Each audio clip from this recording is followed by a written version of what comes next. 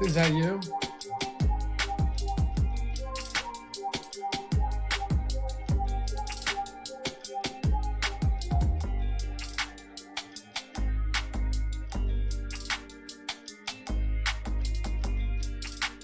This one's for Stratford.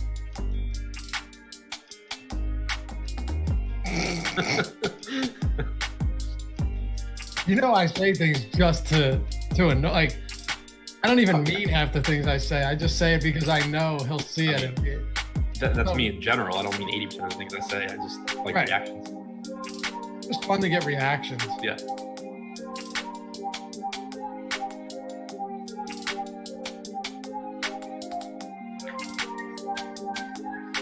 I should create a burner account. Just to troll. What? I need to make my baseball lineup during the show. Did you see KD snubbed your boy Russ? What? You didn't see what happened when they asked him who the 5 best players he's ever played with were, and he didn't include Russ? Who, Durant? Yeah. No, I didn't see it. You know who he did include? I would hope Steph. Serge Ibaka, and not Russ. Oh, wow. And then they kind of called him out on it, and he's like, oh shit, you're right. I forgot Russ. I'm glad you called me out on that. But he legit did not mention Russ in the top 5 and put Ibaka in the top 5. What was the rest of it, Steph? So, well, he did Irving and Harden first, and people are apoplectic about it. They're like, how could he put him above Steph? And most smart people were like, hey, asshole, he's on their team right now, right? Like, of course he's going to do that. He went Irving, Harden, Steph, Clay, Ibaka. Now, I thought he might go Dre at least over if he wasn't going Russ. Yeah. Right, but he went Serge. That's kind of funny because it's like an extra dig. He took like the other piece of that Oklahoma City team. Exactly. Yeah, exactly. And took a guy that Russ is clearly better than. Yeah, exactly. Yeah, if he had said, like you said, like if he had said Dre, it would have been like, okay, he's great defender. He had a run. They got titles together. That's different. Right. Instead, he went Serge. Like, We joked on the strategy. What's that? Havocephalosha. Oh, that's what we were making jokes. Like, yeah, Nick Collison. Yeah. Kendrick Perkins. That would be the ultimate slap in the face.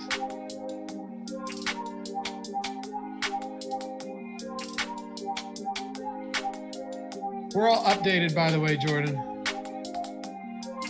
Okay. Run sheet, everything's updated. If news breaks, I might adjust it, so just keep an eye on that, okay?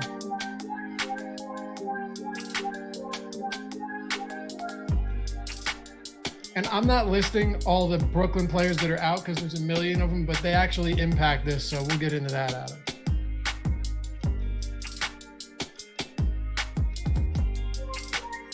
Do you have them with 9 players? Brooklyn? Yeah. I don't think it is.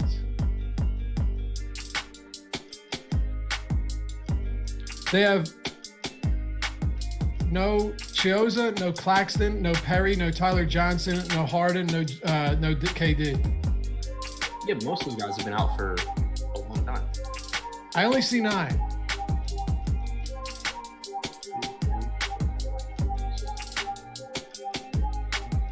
Yeah, you're right. So yeah, they're shorthanded. Yeah. Let's go.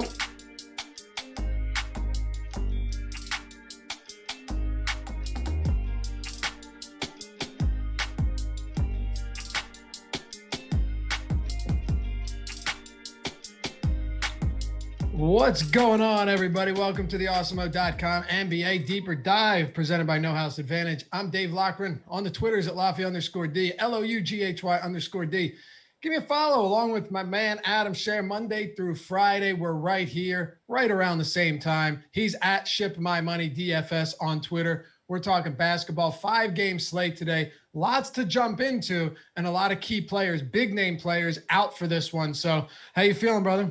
Pretty good. It's kind of a weird slate, like compared to what we've had recently, because we're not waiting on a bunch of news, and there are guys out, like you said, but there's not like a Pistons team really. There's not, a Oklahoma City resting their entire team like Brooklyn shorthanded. But outside of that, it's kind of a normal-ish slate.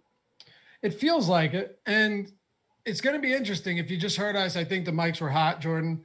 9 players for Brooklyn today.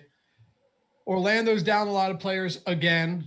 Damian Lillard's out. We'll probably get one of Kawhi or Paul George ruled out a few minutes before lock. And then you've got that Minnesota-Sacramento game that is going to see a lot of scoring. So how are you breaking this down? First glance, overall strategy going into this one. What's your thoughts?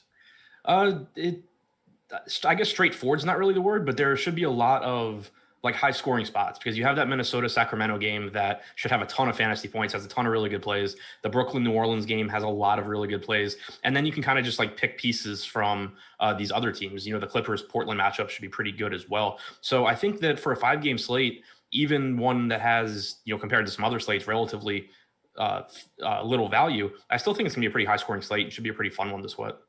All right, let's dive into it. Hit that thumbs up for us. It is the easiest way you can help support us, and it helps us greatly. If you haven't done so yet, it only takes 1 single second.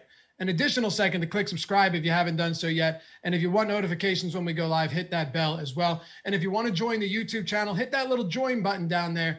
You get the Laffy, the Alex, the emojis, you get the Ben, you get the money hat, you get some other cool stuff, the badges, and all that fun stuff involved with the join button if you want to do that. If not, no harm, no foul. I get it, but it's pretty cool. I actually did it the other day so I could use them. There was no way to hack it and just give it to myself. So I had to pay the $2.99. It's a fair deal. All right, Orlando and Atlanta, we only have 5 games to get through today. So as always, no stone unturned for this one. Orlando Magic in Atlanta, they are 12.5-point dogs, 218 total. No Terrence Ross, no Otto Porter, no James Ennis, no Michael Carter Williams.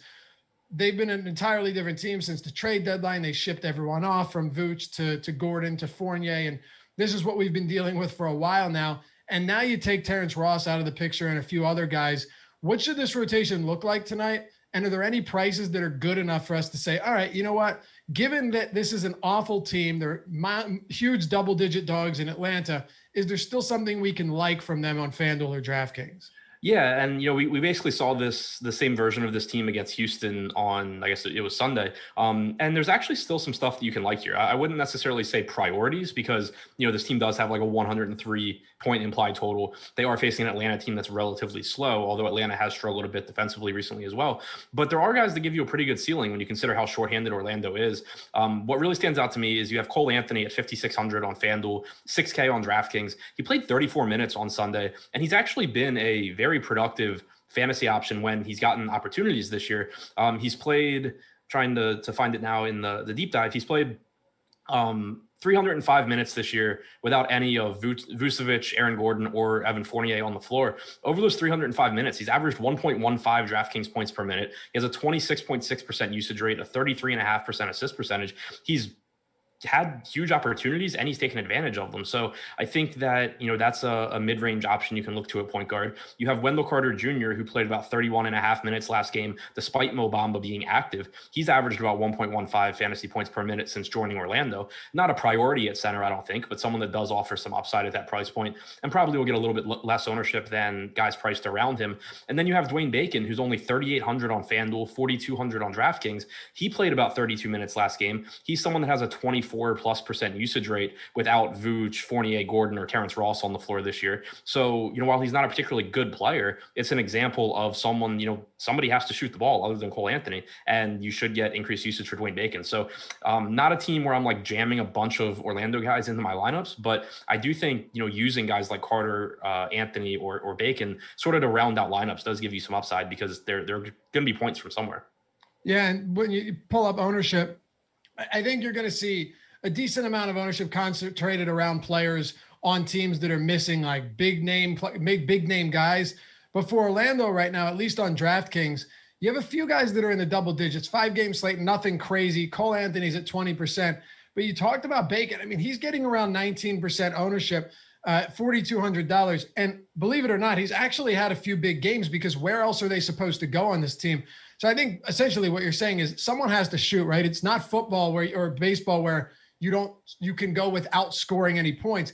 They can lose this game, get blown out, and still have to score like 80, 90 points. Yeah, exactly. And based on the rotations that we've seen from Orlando, they ran a 10-man rotation against Houston, but they had pretty clearly defined like starters minutes and bench minutes. Gary Harris played the fewest minutes amongst the starters with 26 and a half. RJ Hampton played the most minutes off the bench for 21 and a half. Every other starter played at least 30 minutes. Nobody else on the bench played more than 16 and a half minutes. So it's not like you got a really deep rotation where, everyone was playing like 26 minutes. Granted, that could happen again, but we haven't really seen that be the case. And so you assume if this game is relatively competitive, that you're just getting an increased workload for guys like Bacon, Carter, and Cole Anthony. Mr. Go Blue says, only seeing yesterday's deep dive. Is it not up yet? I'm assuming it should be posted shortly, right? The article? Yeah. It was posted like an hour or two ago. Oh, okay. I just knew you were running a little late today. So I wasn't no, it was late, but it's out unless Should be up. Okay. Unless gotcha. I misdated it or something. And yeah, Brian, I don't think the Phillies are winning anything. So you didn't get me there, fella. They stink. On the Atlanta side, John Collins came back last game, only played 21 minutes. But some of the prices are interesting here. The salaries, when you're looking at Capella and Trae Young, Capella is now more expensive than Trae Young. Trae Young is now $700 on DraftKings, less expensive than De'Aaron Fox. On FanDuel, Trae Young's $9,500. Capella's $94,000. Granted, I get it, totally different positions. But it just goes to show you what's happened to Trae Young's salary and what's happened to Capella, and really just the overall trajectory of these guys recently, Adam. Capella's been amazing. Trae Young's had a couple big games, but his floor has been remarkably low from what we've seen of him and became accustomed to seeing last year and the year prior. Yeah, but I think the salary, like you were saying, reflects that. And you get John Collins back. Collins only played about 21 minutes last game, but that does take some usage away from Young. But still, he's averaged about 1.4 fantasy points per minute in the games that Collins has played this year. He still, gets a ton of assists. He's still got a 30+% usage rate. So I think he's fairly priced. I think, he's someone that you can certainly look to in tournaments. I think that Kyrie, talking amongst those top priced point guards, I think Kyrie obviously is ahead of him given the matchup and the Nets being shorthanded. Between Fox and Young, I think it's pretty close. And that's a spot where I would pay attention to ownership. Right now on DraftKings, we have about 25% going to Fox. We have about 23% going to Young. So pretty much the same there. And I think that's how it should be, because you do have the much faster paced game for Fox. He's been playing great, and he's probably going to play a couple more minutes than Trae Young, but we know the ceiling that Young gives us as well. Yeah. And it's reflected in ownership right now. Trae Young 22.8% on DraftKings. Clint Capella's coming in at 11.8%. I always, if you're using these tools, it's super helpful to look at the optimal percentage too. Adam, if you don't mind, since we have a little bit of extra time, I think even if you're not a premium sub, being able to explain this well, using that against ownership to explain why a high-owned player isn't always a bad player and a low-owned player isn't always a good player.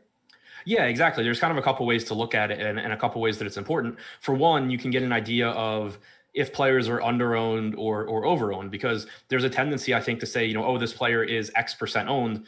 I don't want to roster a player that is that popular. But logically, if you think about it, if he has an X times 2 chance of being in the optimal lineup, then he's not owned enough, even if that number seems high. So it gives you a way to gauge that. But then it also allows you, one thing I know, like Alex has pointed out, is even if a player is quote unquote over owned, like let's say someone is 20% owned, or let's say someone's 30% owned and only has like a 22% chance of being in the optimal, they individually may be over owned, but they still have a very good chance of being in the optimal lineup, which could tell you that it's still not really a spot where you want to be necessarily looking to get away from him. Like you might want to choose one of these other 7 spots in your lineup to be different. So it kind of, tells you a couple of different things. It gives you if that individual player is over-owned or under-owned, but then also sort of like what are the chances of your lineup still doing well if you do avoid that player. And with the optimal percentage too, if you take a look at some of the Atlanta players, Trae Young is like top 8.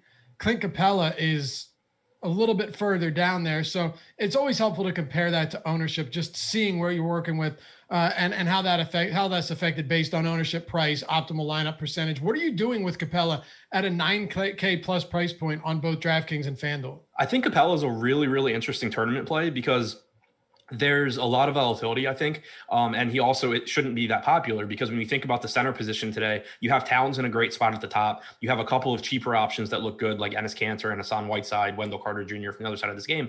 So it's going to be kind of difficult to prioritize Capella. What we've seen is that he's been extremely productive this year, regardless of who's in the lineup. He's averaged about 1.35 DraftKings points per minute with Collins active. Without Collins active, it hasn't mattered. What has mattered is his playing time. For the season, he's averaged about 30 and a half minutes per game. But in the games where Collins Collins was out, you were getting 34, 35 minutes regularly from Capella. Last game, Capella still played about 35 minutes. You only got 21 minutes from Collins. So it remains to be seen, as Collins' playing time increases, does Capella's playing time decrease, or does Nate McMillan just say, okay, no, we're going to keep going with 34 minutes from Capella. Collins is just going to play fewer minutes at the 5, and that's what we're going to do. So there's that uncertainty there, and he's priced up because of the time that Collins was out, which makes him risky. But at the same time, you're talking about someone that averages 1.35 DraftKings points per minute and has a decent chance of playing 35 minutes tonight at low ownership. So there is a massive ceiling there. How do you think it affects Bogdanović at a pretty premium price point, given that, yes, John Collins returns, but Danilo Gallinari is still out. DeAndre Hunter is still out. Two guys that would be getting decent enough minutes to really start to make a bit of a mess of those forward positions. Does Bogdanović still have enough leash left to run today at $7,800? Or does John Collins coming back, playing 21, then probably like 25 minutes tonight, throw a wrench into the works enough to where we just don't need to get there? It just makes it really tough on this particular slate to prioritize him, I think. The minutes should still be there. I'm still expecting you get something like 36 minutes, but he's at a price point where even if he gets, a fantasy point per minute or so, which is normally what you're getting from Bogdanović, he doesn't end up being a great play. He just kind of ends up being, kind of decent. And if I'm going to Atlanta guys that, and looking for ceiling, Capella and Young obviously stand out ahead of Bogdanović. So it's just sort of a marginal play, I think. And then, you look at like the shooting guard position, for example, where Bogdanović is eligible, there's some cheap guys to go to. You have Dwayne Bacon, who we talked about from the other side of this game. There's a couple of guys from Brooklyn in Shamet and Bruce Brown that are inexpensive. So it's and then there's a couple of pay up options that are not that much more expensive than Bogdanović. So it just ends up being, it's sort of like Clint Capella, where he's not going to be the optimal play because the price point's just difficult to get to. But then he also doesn't really bring you that same sort of upside that Capella does. I'm looking at the rest of Atlanta, and I don't really necessarily know how much we can get to here. You've got Young, Capella. We talked about both of them. Then ownership kind of drops off a cliff, and I think justifiably so. Sure, they're double-digit favorites against a bad Orlando team. This game could just turn into madness pretty quickly. But like Kevin Huerter's in a mid-5K spot. Solomon Hill has actually come through with a solid game or two recently, but he's still Solomon Hill. Is there anybody else here on such a short slate that might make some sense if you're playing large field tournaments and you want to get different? Huerter is like the other guy that I guess I would mention, just because he did play 40 minutes last game, and we know he's capable of knocking down some threes. He doesn't get hot particularly often, but anybody playing that many minutes at that price tag is reasonable. It's also worth noting that he ran with the second unit. So you got some Kevin Huerter minutes without Trae Young on the floor, which is a pretty big deal. Like you got a stretch where it was, Huerter, Solomon Hill, Lou Williams, Okongwu, and Goodwin, or, John Collins was out there for a little bit of that time as well. But those should be more productive minutes. The problem is just that, how productive can Kevin Huerter get? So it's not a priority, but it is someone where, I think, for the playing time he could potentially play, you can see him run into a big game. All right, let's move on then. We got 4 games to go. Charlotte and New York. LaMelo Ball going to be back very soon, but not today. He'll join Gordon, or he'll stay with Gordon Hayward on the sidelines, and Malik Monk, who should be back soon as well, but out again today. The only question mark here is Devontae Graham and how he impacts Terry Rozier. We went over this today on the strategy show, and there's no doubt that Terry Rozier is going to benefit if Graham is out. Graham has a 30% usage rate in the near 200 minutes they've played together this season with Terry Rozier on the floor. Rozier's usage is still around 26%, 1.06 fantasy points per minute. But if you take Devontae Graham off the floor, I don't really know if there's anyone else on this team capable of doing the ball handling work, especially while Rozier is on the floor. What do you think of Rozier if Devontae Graham sits? Because it's not a great matchup, slow pace, good defensive team with the Knicks. But with Hayward already out, with LaMelo already out, and then Graham potentially out, does that just give Terry Rozier free reign to do whatever he wants? It does give him free reign to do whatever he wants. The issue, I think, is that it's not only is it a tough matchup against the Knicks, but it's such a slow-paced game here as well. And there's so many good guards to pay up for. Like Rozier is good, on his own merits, especially if Graham is out. He played 39 plus minutes last game. He should play huge minutes again. He's going to be like the entire offense. But the thing is, you have, looking across positions, you have Paul George and CJ McCollum playing without Lillard. And then at point guard, you have, we already talked about Trae Young. You have De'Aaron Fox. You have Kyrie without those guys. And it's not like Terry Rozier is particularly cheap anymore. His salary has come up with Charlotte being shorthanded. So he would certainly be in the category of guys that you can play in tournaments because he has a very high ceiling. You only have to look back one game to see him him absolutely torch Portland and put up a game that you basically had to have to win tournaments. But when you're trying to prioritize him and look, at the other guard options, there's a lot of guards on this slate that are very, very good players that are playing on shorthanded teams and that are not playing a bottom 5 pace and top 5 defensive efficiency Knicks team. A couple super chats coming in. Carl Anderson says, every time I'm about to win big money on FanDuel, Rinpack swoops in and beats me. LOL, he's really good. Yeah, he is really good. Him and Gene Kim taking the world by storm lately, huh? Yeah, Alex did that to me in baseball last night. I had a pretty good team, and then Alex got some random-ass 8-hitter home run to move ahead of me.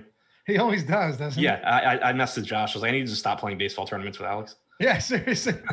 Gene Kim. And by the way, those tools that Alex uses, awesemo.com/join. Gene Kim, what abomination are you wearing, Lofty? Let's go, Mets. It's just a nice-looking shirt. Gene took down another 50K the other night, too. Of course he did. Something fishy's going on, I went on a run kind of like him back, that led me to quitting law school, but it still wasn't as ridiculous as the one he's on right now. It's an absurd heater, and I'm happy for him. And I'm joking about something fishy going on. I say that, people will run with it. Yeah, he's out there doctoring his screenshots. Yeah, exactly. Yeah, or he's got inside information. Yeah, he's got he's got the late swap after all the scores come out. Yeah, exactly. And Dream Titan Games, love the show. When you guys say optimal lineup percentage, how do you determine that number? Well, I can't give you that. You know why? Because you don't know. Because I don't know. Yeah. I'm pretty sure it's based off Alex's Sims. It is, but I'm saying I don't know exactly how he's doing it. Oh, yeah. So yeah, you run a ton of simulations and you get those numbers, but it's a really helpful tool, especially to be used in conjunction with ownership. Thanks for all the super chats, guys. Yeah. All right. Where's Jordan? What shouldn't we have had Gene's? It's not your fault. Settle down. Shouldn't we have had Gene's screenshot for the Hall of Fame? I don't know where it is. We should have that. Yeah, see if you can find it. See if it's not too late to throw that up there. If it is, don't worry about it. But 50K, that's a banger right there. We should be showing that off with the Awesemo logo. Come on. All right.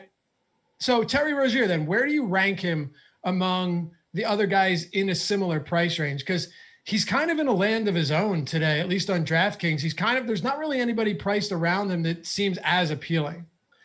Yeah, it's a secondary tournament option to me, just because the matchup is really tough. You can't deny how good he's been without Graham, Melo, and Hayward on the floor. He's averaged 1.23 DraftKings points per minute, 28% usage, 29% assist percentage. If Graham is out, I think Rozier's a good play. It's just that I still don't think he's as good as Kyrie. I still, if you can find the salary for De'Aaron Fox, even though he's really expensive, I still like him. And then I guess he'd kind of be similar to Trae Young, similar per minute production, better matchup for Young, a little bit more expensive for Young. If Graham is in, then it definitely moves Rozier back a bit. He'd still be productive because he's still going to play probably half of his minutes without Devontae Graham, but you're getting Rozier basically priced for all these guys to be out and in a tough matchup. So it would make him a little bit more difficult to get to if Graham sits.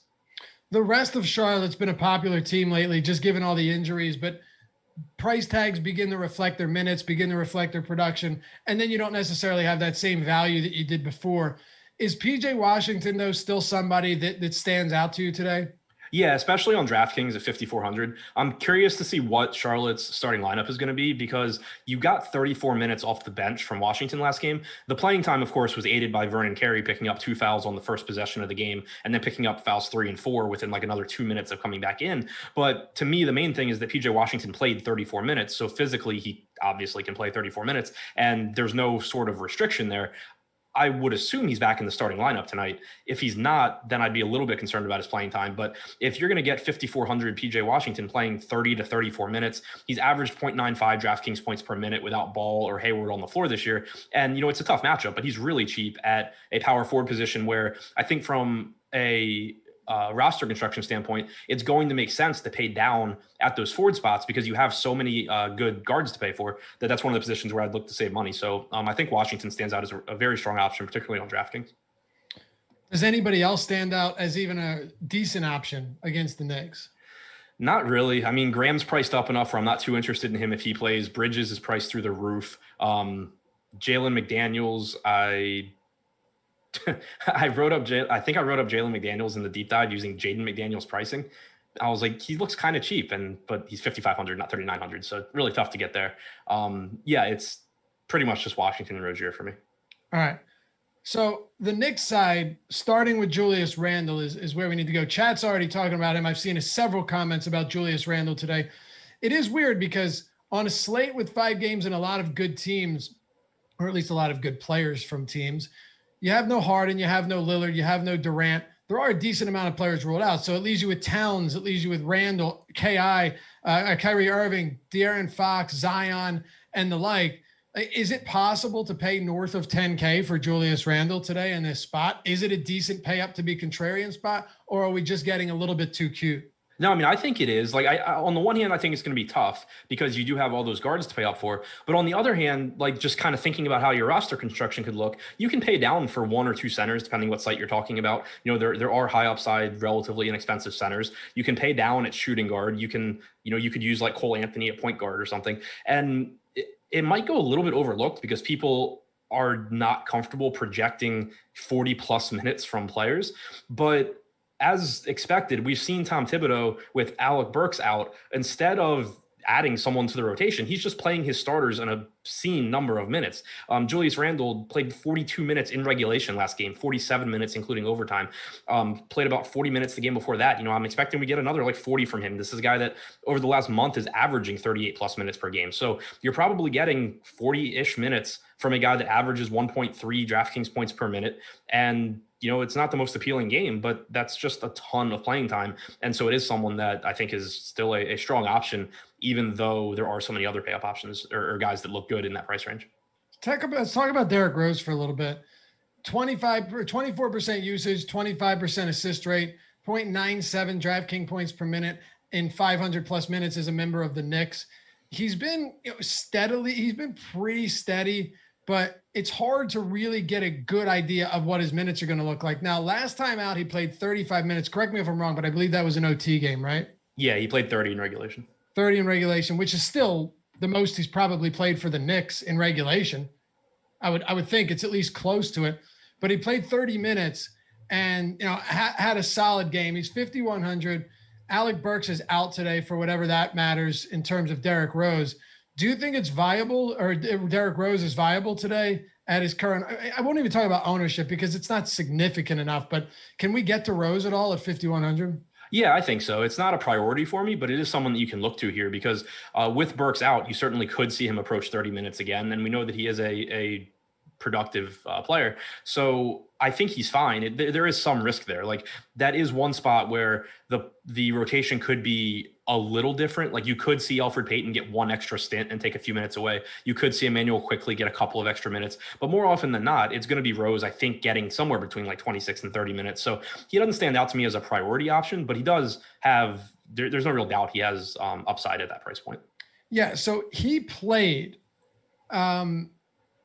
almost 23 straight minutes to close out the game. Yeah, he subbed in for Elfrid Payton about halfway through the third quarter and just never left the floor. Never left. And he stayed in for all of overtime, all of the fourth quarter as well. So Tibbs clearly isn't afraid to run him for big minutes. This isn't a maintenance issue here. He can get to 30 minutes in regulation again. And it's not like, by the way, it's not like he was having an insane game. He had 8 points and 3 assists / rebounds over that 17-minute span to close out regulation. So it wasn't even like he was going nuts. Yeah, I kind of remember because I think he was really popular and I didn't have him on that slate. And it was kind of like at the end of regulation, he had been fine, but like not great or anything. I'm pretty sure he had a good overtime. But yeah, it definitely, to what you're saying, I think it kind of reinforces that there's a good chance you get similar playing time from Rose tonight because it's not like he just, couldn't miss or anything like that. Right. Yeah. Sometimes we've seen Tibbs roll with the hot hand. That wasn't really the case. Yeah. What else are you doing here? Any Nerlens Noel love or anybody else from the Knicks? I could see getting Noel on some slates. The thing that makes me hesitant today is just that he's not that much less expensive than some much higher ceiling guys. For example, on DraftKings, Hassan Whiteside's $1,000 more.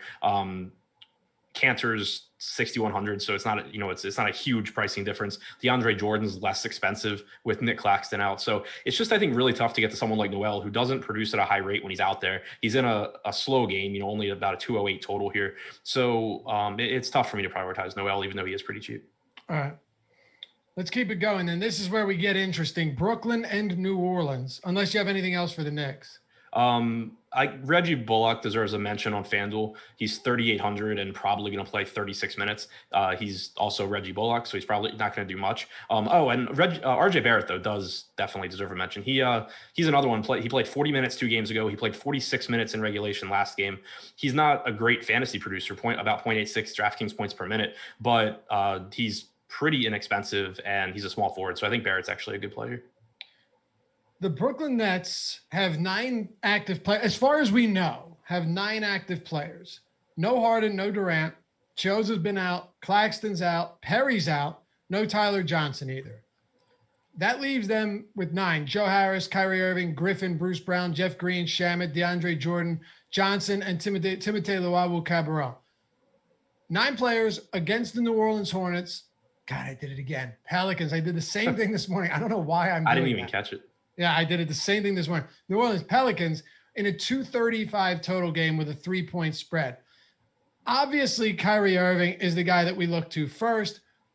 Irving, Durant, and Harden have played a combined 186 minutes together all season long. So it's not like this is the first, second, or either fifth time we've seen a scenario like this where one of them is active and ends up being chalk.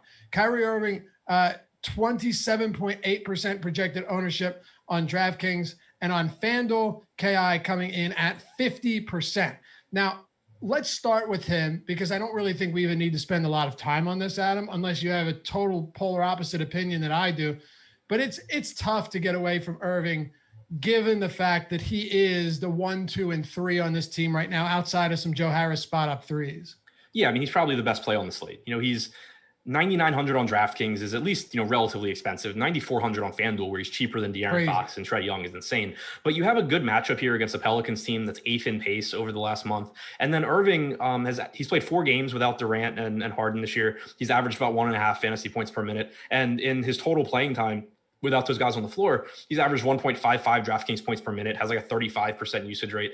There's just nothing negative to say here, I don't think, other than he's going to be popular and there are alternatives, but he deserves the ownership, I think, seeing where he's at in the optimal. Yeah. So like right now on DraftKings, we have him at 28% ownership with a 27% chance of being the optimal lineup. There's nothing about that makes me think he's over-owned. He's got the highest optimal percentage on the slate and he's not getting a ton of ownership. So I think Irving's one of the best plays today. What about Joe Harris? He's very capable of producing solid enough games. He's a high percentage 3-point shooter, which is really important for someone his skill set, shooting almost 48% from beyond the arc this season. He virtually never gets to the line. You can't expect that. You certainly can't expect a powerhouse in terms of peripherals, but he's going to have games, especially when he's pretty much locked in as the number 2 here, you could almost say, or at least the 2A, that the shots, the opportunity should at least be there.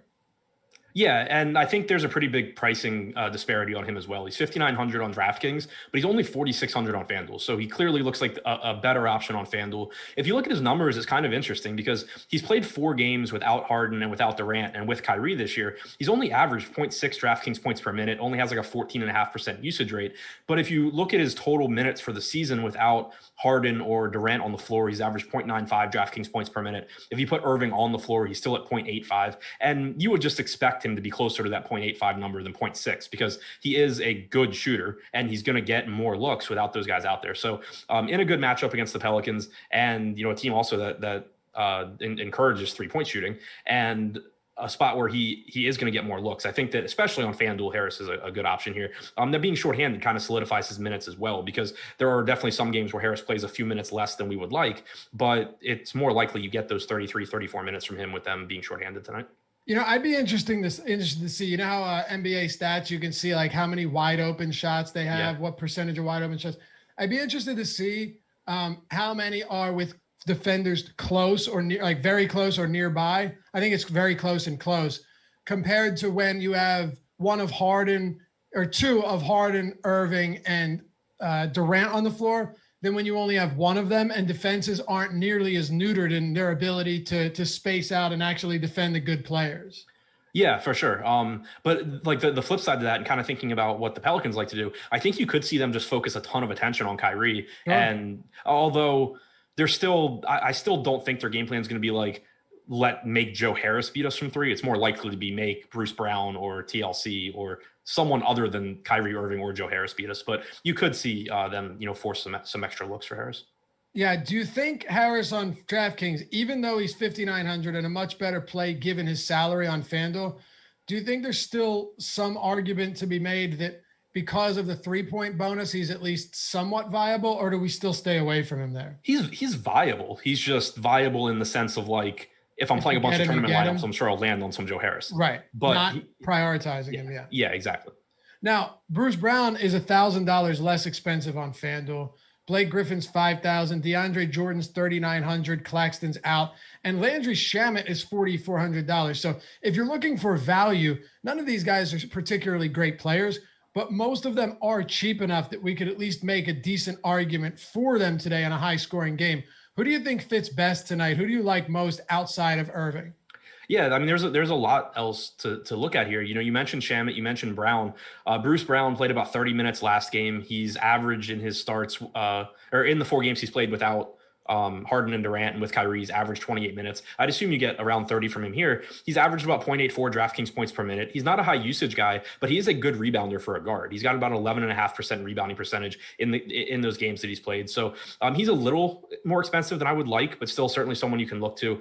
Landry Shamet's averaged 0.72 DraftKings points per minute. He played 37 minutes last game. He was the first one to sub in for Durant after his injury. He started the second half. I'm not expecting 37 minutes again, but I do think it's likely you get 32, 33 minutes, and he is someone that can light it up. That's a guy that maybe if New Orleans is saying like, we're not going to let Irving beat us, we're not going to let Harris beat us, maybe Shamet does get more open looks, and he's cheap enough where I think you can definitely find out. And then looking to the front court, Blake Griffin started last game, played 26 minutes. He's $5K on both DraftKings and FanDuel. I'm assuming he starts again tonight, but even if he comes off the bench, you're probably getting mid-20s in minutes from him. He's averaged 1.22 DraftKings points per minute since joining Brooklyn in over 100 minutes played without Durant or Harden. Even if you put Kyrie on the floor, it's the same rate. He's been rebounding well. Usage rates around 20%. He picks up assists.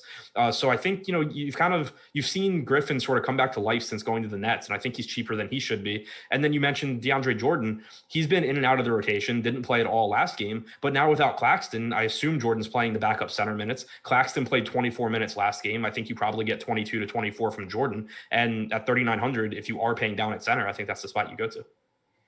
The thing about the pricing on DraftKings for me, I don't see enough of a difference between Harris and Shamet as players to not just heavily prioritize Landry Shamet. I get that he's not as good a 3-point shooter, but you mentioned he's been pouring in points lately. He's coming off a 20 and then a 30 actual point game, not fantasy point, but actual point game. Granted, those are going to be much closer to his real life fantasy totals as well.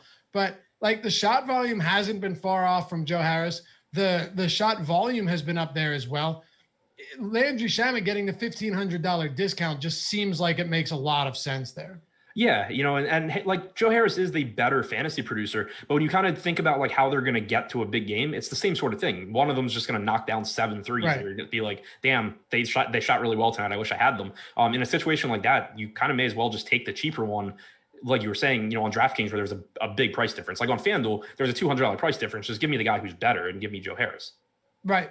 Yeah, exactly. That's different. But $1,500 discount's pretty nice. Any other thoughts on Brooklyn? And how would you prioritize these guys, just since there's so many of them in the mix tonight? Yeah, I mean, it's sort of, you kind of have to do it by price tier, I think. Kyrie is clearly a priority, but he's also the most expensive. Looking to the rest of the guys, on FanDuel, I think Joe Harris and Blake Griffin are the next guys. On DraftKings, I think Blake Griffin, DeAndre Jordan are the next guys. And then you're kind of like, Brown and Shamet are cheap enough at a relatively weak position. They're still good value plays.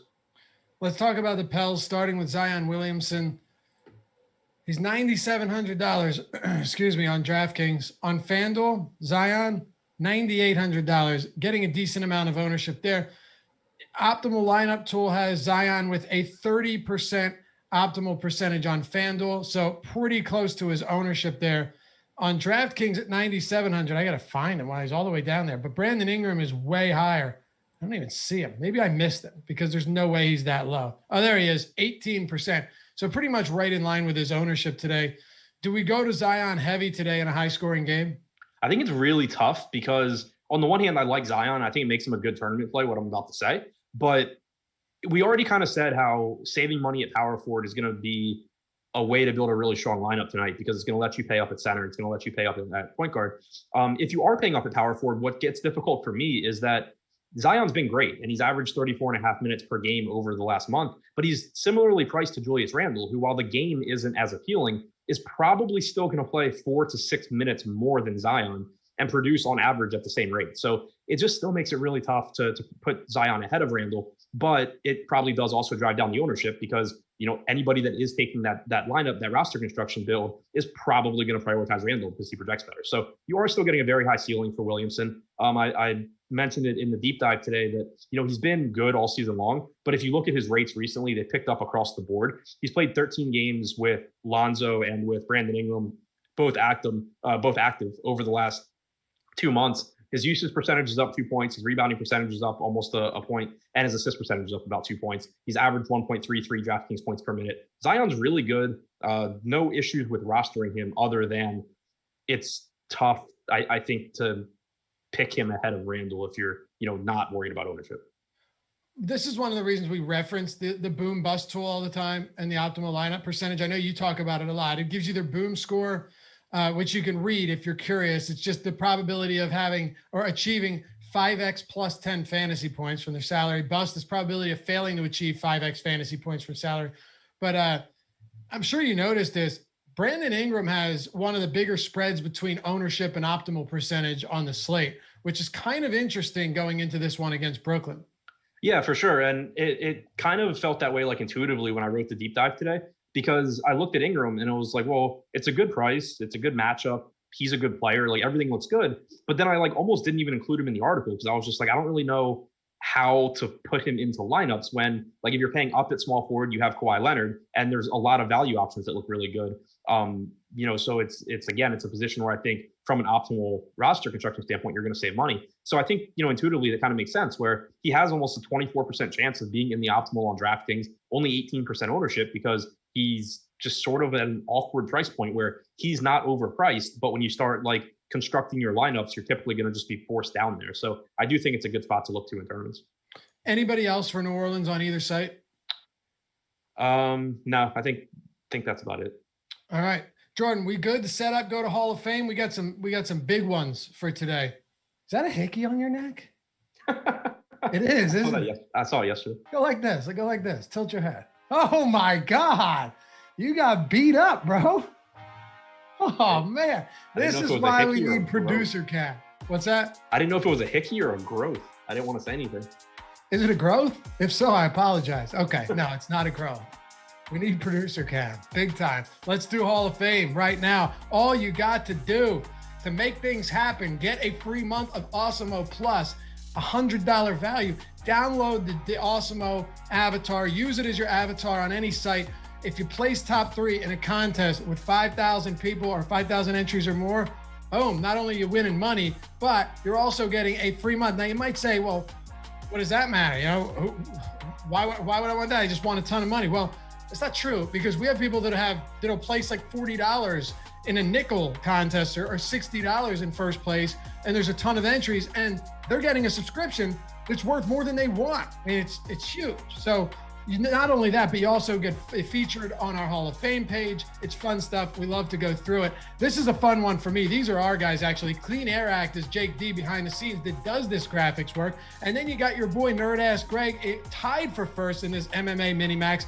And then you got C.A. Wilson, 88, down there as well. Here's what, as I say, $40, huge field. I don't remember how big it was, but it was significant. I think this is the nickel. Merc123 got himself a free month. Gotta love it. Who else do we have? What else? I'm waiting for Gene Kim. Here's another one. Piggy Bank, 1 and 2. Brandon W, whatever. I don't know. Keep going, Jordan. We're going back and forth here. Going back and forth. All that stress in the neck is messing him up. And then our boy Gene B. Kim coming in hot once again.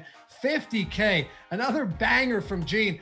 Less than $1,000 in entries, rocking the Awesemo avatar, a little baseball action there. Gene, I feel like I've said this every day, but congratulations. Guys, download the avatar. Go to awesemo.com/avatar. Throw it up there. Represent the Awesemo family. That's what we are here. We're a family, and we want to showcase it when you win. We want to throw it out there. and show it when anybody has a win. And it doesn't have to be huge. It doesn't, if you're playing lower stakes, that's great. We got subscriptions for less than $4 a week anyway.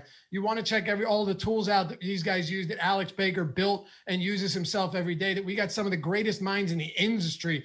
Alex, Steve Buzzard, Sean John, all of those guys, Tom, Eddie, working behind the scenes on the ownership, the boom bust tool, the player projections, the lineup builder. We got Fantasy Cruncher add-on, awesemo.com/join. And if you're into MMA, use the promo code UFC261. Boom, gets you half off the entire month. Included would be 2 pay-per-views, right? 2 pay-per-view cards, and then everything in between. It's less than $15 a month for ownership projections, ownership player projections, the top fighter tool, everything you need to crush in UFC. And Adam, you've had a pretty good go of UFC using these tools, and you hardly knew the sport when you started. Yeah, still hardly know the sport. I was going to say that I recommend anyone that's in the MMA live final that starts this weekend, just wait and subscribe to our tools until next weekend. Oh, yeah. Well, okay, hold on. We have the promo is good. I'm joking because I just don't want to compete with them. Oh, I wasn't sure where you were going with that. All right, I thought you were for once actually helping me out with the read. No, I'm looking out for my own self-interest. Yes, that makes far more sense. UFC 261, 50% off. I think it expires on Saturday, the 24th. So you got a few more days. All right, what do we got left? Clippers and Portland, Minnesota, Sacramento.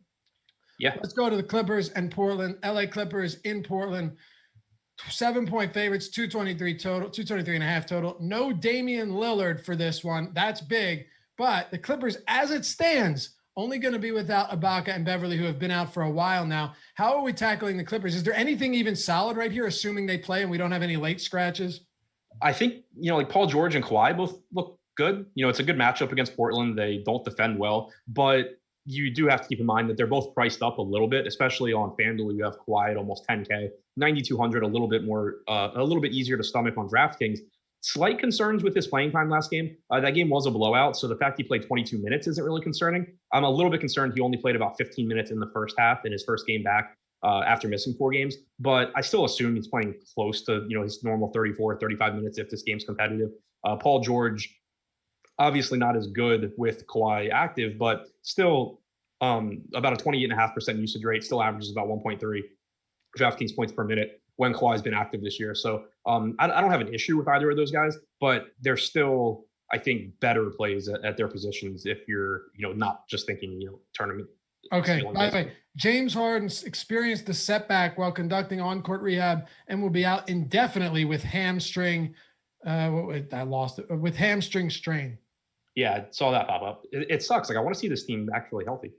I don't. I have no interest in it at all. I mean, yeah, it's like I want to see them healthy, and then I want them to lose in the playoffs, I guess. Oh, that's fine. Yeah, I'd be okay with that. That's fine. Hey, Steven, welcome to the team, brother. Steven Goddard, welcome to Team Awesemo. Do you want to talk about Portland, or is there anything else for the Clippers that we should get into here? It's pretty much just those two for the Clippers. I mean, with assuming Kawhi and George both play, there's just nothing else that really stands out. Like Marcus Morris probably still plays around 30 minutes, but just a pretty marginal play, I think. Same goes for Zubac when you have a lot of centers priced around him that look a little bit better. So it's pretty much just George and Leonard as secondary options for me, I think. Damian Lillard and Yusuf Nurkic out tonight for the Portland Trail Blazers. That's why they're touchdown dogs at home to the Clippers. CJ McCollum, this is a conversation Josh and I really had at length today, where if you remember back, I also had mentioned I have a very tough time differentiating between last season and the season prior to that because of the long layover. So the bubble, I can't connect that with the season that was postponed in March, right? So I don't know if it was last season or the season before, but point is, other than this season, CJ McCollum has always been a lock button play with Damian Lillard out. And even once he would get up to that high 8, low 9K range, we'd kind of just plug him in. Do you feel comfortable relying on that previous data on CJ McCollum to say, I'm still willing to get to him at 8,900, because 8,100 on FanDuel is an entirely different story. But at 8,900 on DraftKings, like, is there enough there for you to say, hey, against the Clippers, I still really like this spot with Dame out? Yeah, I think the matchup is still concerning. It's not the easiest matchup, especially if George and Kawhi both play. You're going to get a lot of defensive attention on CJ McCollum from a couple of very good defenders. But at least in terms of his upside, I think the salary is still fine. And I don't think we should read too much into his lack of production in the few games he played without Lillard this season. He's only averaged 1.12 DraftKings points per minute in those 3 games, but he's still got a usage rate of about 33.5%. He's still got an assist percentage of about 30%. And if you go back to last season, you get an 11-game sample size without Lillard, where McCollum has averaged 1.37 DraftKings points per minute, 34% usage rate, 34.5% assist percentage. The reason that I don't think anything is drastically different this season, in addition to the fact that his rates are about the same, he shot 24% from 3 over those 3 games. He has like a 35% true shooting percentage. If you include the games from last year, he's got a 55% true shooting percentage, and he shot almost 38% from 3. So you've basically just gotten him shooting poorly on 33.5% usage over a 3-game sample size. He's still an extremely high upside player. I wouldn't say lock button play just because there are so many good guards to pay out for today, but I do think McCollum is still a very strong option despite the struggles in the few games without Dame this year. We got about 2,000 people watching. Take a second from whatever you're doing, cooking dinner, listening, maybe you're making lineups right now, and just hit that like button for us. Subscribe to the channel too. It goes a long way, and it makes sure we can keep putting out the best DFS content out there. Sean Stevens, welcome to the team, brother. The family just keeps getting bigger. What are we doing with Enes Kanter now that Yusuf Nurkic has been ruled out? He's $6,100 on DraftKings. Seems pretty friendly until you look at $5,500 on FanDuel. Yeah, I think it's a really good price tag here. He's averaged in his starts without Nurkic this year, he's averaged 30.2 minutes per game. He's averaged 1.18 DraftKings points per minute. We know that Kanter's a very good rebounder. We know that he's not the highest usage guy, but he scores enough. And barring foul trouble or anything, you assume you're going to get 30 plus minutes from him here against the Clippers. So there's nothing really that I dislike at all about Kanter. What's his ownership coming in at right now?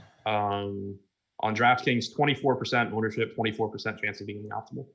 Okay. How do we tackle the rest of the Portland Trailblazers today? Actually, just updated ownership, 28% ownership, 23% chance of being the optimal. Okay. What's his ownership on FanDuel? 25.5% with a 15% chance of being the optimal. So who's getting all the center ownership? Well, Kanter's getting a quarter of it. Yeah, but wouldn't you think at 5,500? Well, no, because you also have Whiteside, you also have Towns. That's what I meant by like who else is getting the. Yeah, okay. See, it makes more sense looking at it now. There are a few pretty solid options outside of Enes Kanter, but yeah, man, that's cheap, 5,500. So, all right, makes sense to me. Talk to me about the rest of Portland because there is still some ownership getting distributed through the rest of this team. Yeah, I mean, I think Anthony Simons and Rondae Hollis-Jefferson are both interesting value options. They're not the most exciting, but if you do want to go, dirt cheap to be able to pay up for some other guys, Simons has played about 30 minutes in each of the 2 games that Lillard's been out. He's averaged about 0.8 DraftKings points per minute in the 3 games without Lillard and with McCollum this year. Going back to last year, he's about 0.73 DraftKings points per minute. So it's not someone that you're expecting to go out there and have a monster game. But anytime you can get around 30 minutes from someone at a sub 4K price tag, there's some interest there. And then Rondae Hollis-Jefferson started the last game. He only played 21 minutes, but he also barely played in the fourth quarter. So there's definitely a path to more minutes for him. And then you consider that Nurkic isn't playing tonight. You could see some more small ball lineups from Portland where maybe you get a few more minutes for Hollis-Jefferson. In his 3 games with the Blazers this year, he's averaged about 3/4 of a fantasy point per minute. But in 154 total career starts for a variety of teams, he's just shy of a fantasy point per minute guy. So he's definitely someone that, he's never the highest usage guy, but he does enough stuff on the floor where he can produce at a relatively high rate for his salary. So I think both of those guys are okay. Pay down options, just keep your expectations in check. And then if you're looking for someone that, actually has like a pretty high ceiling, Norman Powell should see more usage without Nurkic, without Lillard, should play big minutes. He's at a price point that's pretty difficult to prioritize. But like, if I had to guess, if you ask me one guy on the Blazers that puts up a tournament winning, just raw score, regardless of salary, that isn't McCollum and isn't Kanter, Powell would be my next guess. Okay. Chris Jacobs says, if we get up to 425 likes, Adam has to hold a smile for 5 seconds. Are you able to do that?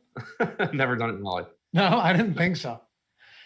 I didn't think, 425 seems like not very lofty. That's like 50 or less than 50 away from where we are. We'd have to push harder than that. Yeah, 5 seconds is a long time to do something I'm really uncomfortable with. It's a pretty long time. We'd have to get up to an easy 1,000 here in order for you to do something like that. Get out of your comfort zone. Minnesota and Sacramento. Oh, I almost forgot. No House Advantage sponsoring the show. you guys know that it's a great place to build your bankroll. I shouldn't even have to say it. Go over there, download the app, use the promo code Awesemo, AWESEMO, when you sign up, and get your $20 in your deposit bonus, peer-to-peer player prop betting, and use the free tools at Awesemo.com.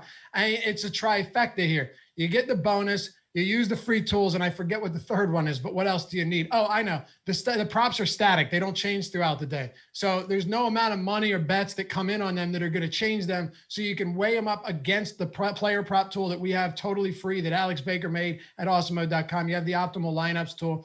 You have the promo code to get your $20 free deposit bonus. Even if you're chasing the dream over at DraftKings and FanDuel, trying to hit that 100K, you need a bankroll, a sustainable one, in order to do that every single day. No better way to do it than to come over to some of these smaller sites that want you to win money. They want you to be on the site. They want to give you deposit bonuses because they're looking to get a foothold in the industry. It's exactly what No House Advantage is doing. And you can take all your DFS research with you. It's the same. It's applicable just to be able to, it's the same research you're doing is going to be applicable for player prop betting, especially when you've got the free tools at Awesemo. So use the promo code, download the app, go to No House Advantage, check it out today. All right, Minnesota, Sacramento. We got about 8 minutes to close this out. Then we'll turn this one over to the Live Before Lock crew. Coming up, you got, you have, what do we have? Yeah, we got, is it EMac and Spags? I think that's right. Spags and EMac? Yeah, Spags and EMac. Jordan is shaking his head. I said, no, you're not asking me. No, of course not. Do you know what Live Before Lock is? It's the show that you mention a lot when I'm barely listening. Minnesota and Sacramento. The Sacramento Kings 3-point home favorites, 239 total, highest on the slate. We got to kick it off with the Timberwolves, though. There's a lot to get into on both sides of this, so I'll stop talking, turn it over to you. Let's kick it off with Karl Anthony Towns. Yeah, I mean, this game should yield a ton of fantasy points. This is a game where there's several plays that stand out, I think, as very good, just obvious options. But basically, if you're landing on anybody that's going to play substantial minutes in this game, I wouldn't shy away from it. Like, there's just going to be a ton of fantasy points here. Towns is clearly the starting point for Minnesota. He's tough to roster on a lot of slates because he's similarly priced guys like Nikola Jokic and Joel Embiid, but without those guys playing today, that's not an issue. You get a fantastic matchup here against the Kings. Towns has averaged just shy of a fantasy point and a half per minute this year, and you're getting huge minutes out of him. So love paying up for Towns where you can. I think that on FanDuel, it's a spot where, we mentioned a quarter of the ownership going to Enes Kanter, about 19% going to Towns. So, it's a spot where you're just naturally going to get a different build than the most popular by paying up there, paying down elsewhere. So I like getting to Towns regardless of site. You move beyond him. Anthony Edwards is 7,100 on both FanDuel and DraftKings. We know he's a scoring dependent player, but the Kings aren't particularly good at stopping people from scoring. So that sets up pretty well for Edwards. He has about a 28% usage rate in the games he's played with Towns this year. He's averaged a fantasy point per minute. You should get something like 34 minutes from him. So he's a pretty solid option. D'Angelo Russell, I think, is kind of interesting in tournaments. The playing time hasn't really been there. You've seen him kind of just stuck in that 24-minute range since coming back from injury. But we've also had Minnesota involved in a ton of blowouts over that time. So we did have a game a while ago where he played 26 minutes. It might have been his first game back. We haven't seen that since. But if this game were competitive and you got 28 minutes from D'Angelo Russell, that wouldn't be the most surprising thing in the world. And if it happens, you're probably getting a lot of fantasy points for $6,000. So he's someone that I think is risky, but carries a pretty high ceiling in tournaments. And then sort of in the same vein, Ricky Rubio is 5K on DraftKings. I don't really like his salary on FanDuel, but on DraftKings at 5K, over the last 5 games, Rubio's playing time has ranged from 19 minutes to 32 minutes, in part because of blowouts and in part because Minnesota's backcourt rotation is just kind of volatile right now. I think on average, you probably get something like 24 to 26 minutes from Rubio, who's close to a fantasy point per minute guy in a good matchup here. It's a spot where, because he's risky, the ownership probably isn't going to be that high, but he does give you a pretty good ceiling. So, I think getting to any of those guys is fine. Towns being, the clear top guy from Minnesota, though. De'Aaron Fox, prices come up considerably. But if you're not looking at it in a vacuum, you actually, add some context to this, because there's some sticker shock for sure, seeing a $9,900 and $9,800 De'Aaron Fox on FanDuel and DraftKings respectively. But then you see Walton's running him for 40 minutes in close games, could legitimately play 40 minutes again today. 30+% usage, 30+% assist rate player. He's not a great rebounder, Adam. He doesn't get to the line as much as I'd like, but he has been a lot lately. So maybe, that's not fair. He is getting to the line way more than I anticipated. Not a great rebounder, but it's God, that's such a high price point, but it's a great matchup. It's a high total game. How much De'Aaron Fox are we getting to today? Because it feels like a really good spot if you can come to terms with that salary. And his ownership would indicate that people really like De'Aaron Fox tonight, as I do as well. Yeah, well, and the other thing you have to keep in mind is, there is sticker shock on that salary. Yeah, he's expensive, but you don't have those Luka Doncic, Russell. Right. Russell it's like Westbrook. him or Julius Randle, really. Yeah. Right. And, Fox has averaged 1.3 DraftKings points per minute in the games he's played without Marvin Bagley. He's, I think, fourth in the NBA over the last month. Yeah, 36.7 minutes per game. And like you said, he can push 40 minutes in competitive games. And then it's a great matchup. Minnesota top 5 in pace, bottom 5 in defensive rating, pretty much for the whole season, but also for the last month. It just looks really, really good for Fox. It is expensive, but you have to get raw points into your lineup somewhere. There are, regardless of site, it kind of depends on which players are available, but there's value on both DraftKings and FanDuel. There's enough you can pay up for Fox. I would put him behind Irving at a similar price point, but you should be able to get 2 of these guys into your lineup, and you should get a big game here from De'Aaron Fox. 30+% assist percentage, 30+% usage rate in the games without Bagley. The one thing, like you said, the rebounding is something that normally you're able to get from these 10K plus guards. They're guys that rebound well. Exactly. But those don't exist today. So it's a little bit easier to get them. It is. And I guess the only thing is De'Aaron Fox contributes in a pretty specific way is all I would say. What I mean? It's kind of, as good as Fox is, you can only get so far normally with scoring and assists. Exactly. Like you have to have that Russell Westbrook tier to be able to drop that 90, 80 point game. Yeah, exactly. To go 75, 80 points, 80 fantasy points, you have to be getting those rebounds. And Fox does that. Fox gives you 60 and you're super happy. Fox gives you 70, you're thanking the basketball gods because it's probably not going to happen again. Yeah, it's probably the best game he ever has. Right. But it kind of just goes back to what's available on the slate. It would be one thing if it was like you can kind of just say, like, if De'Aaron Fox gets 55 points tonight at 9,900, that's not like the best, point per dollar. On a lot of bigger slates, you would say, 55 points is good, but it probably got beat by somebody. Tonight, it's probably in the winning lineup if he gets 50 to 55 points because there's just not that many other options.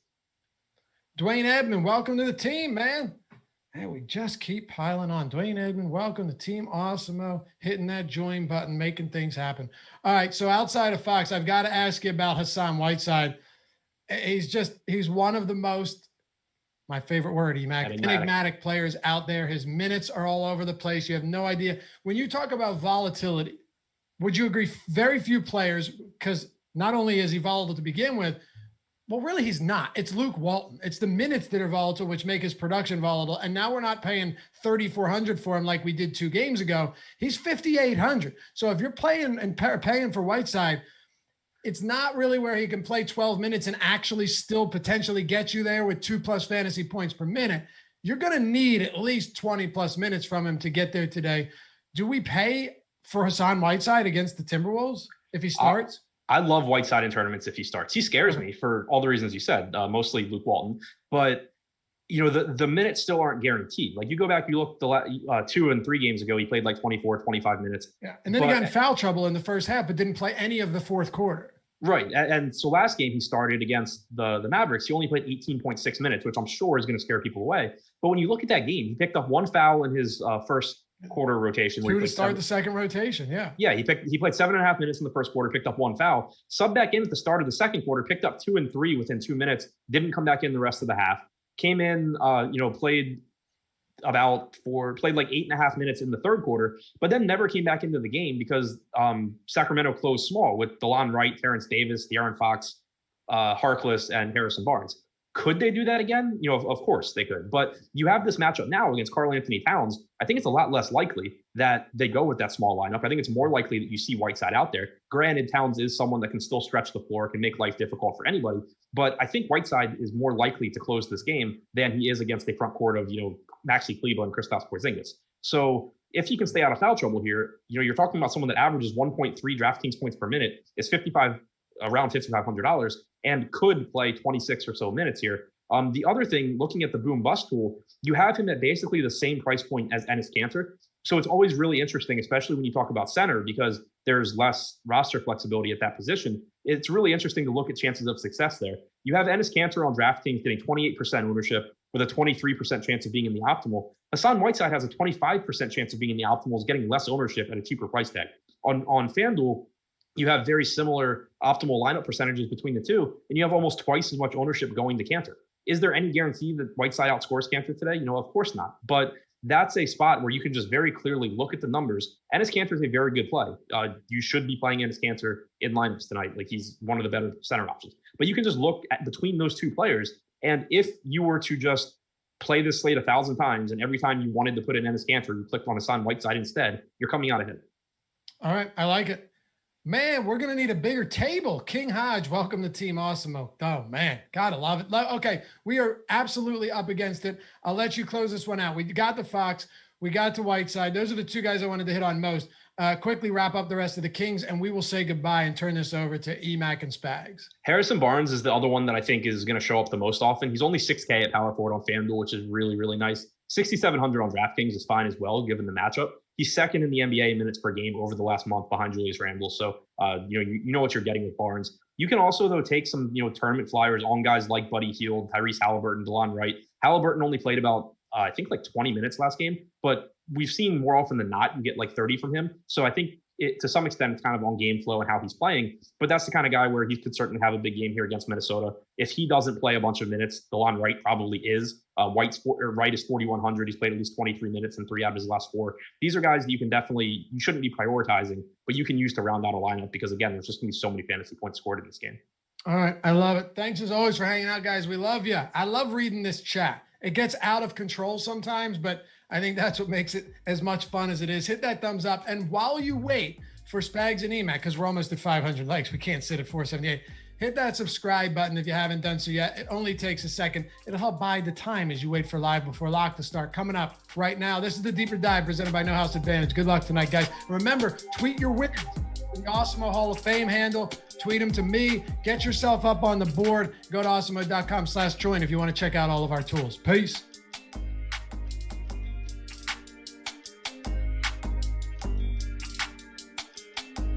Later, boys. See you guys. Man, there's something, dude. You are something. I remember once I had to go into work like that, and I said I was at a bar, and I got yoked up against the wall by a bartender. I had no other excuse. Wait, you gotta wear a scarf or something. Yeah, put a turtleneck, bro. Have a good show, fellas. Later, guys. Oh, good. Got some news in between the shows, too. Good. Good stuff. I got to open the show giving credit to Greg, too, because he called us hours ago. Which one? Kawhi Leonard out. Oh, sorry. I had to make up some Juan Soto late scratch here. It was all lining up nicely. We had basketball, NHL, and then NBA, and MLB screwed me over. So make a few lineups here. Let's light it up. Do it.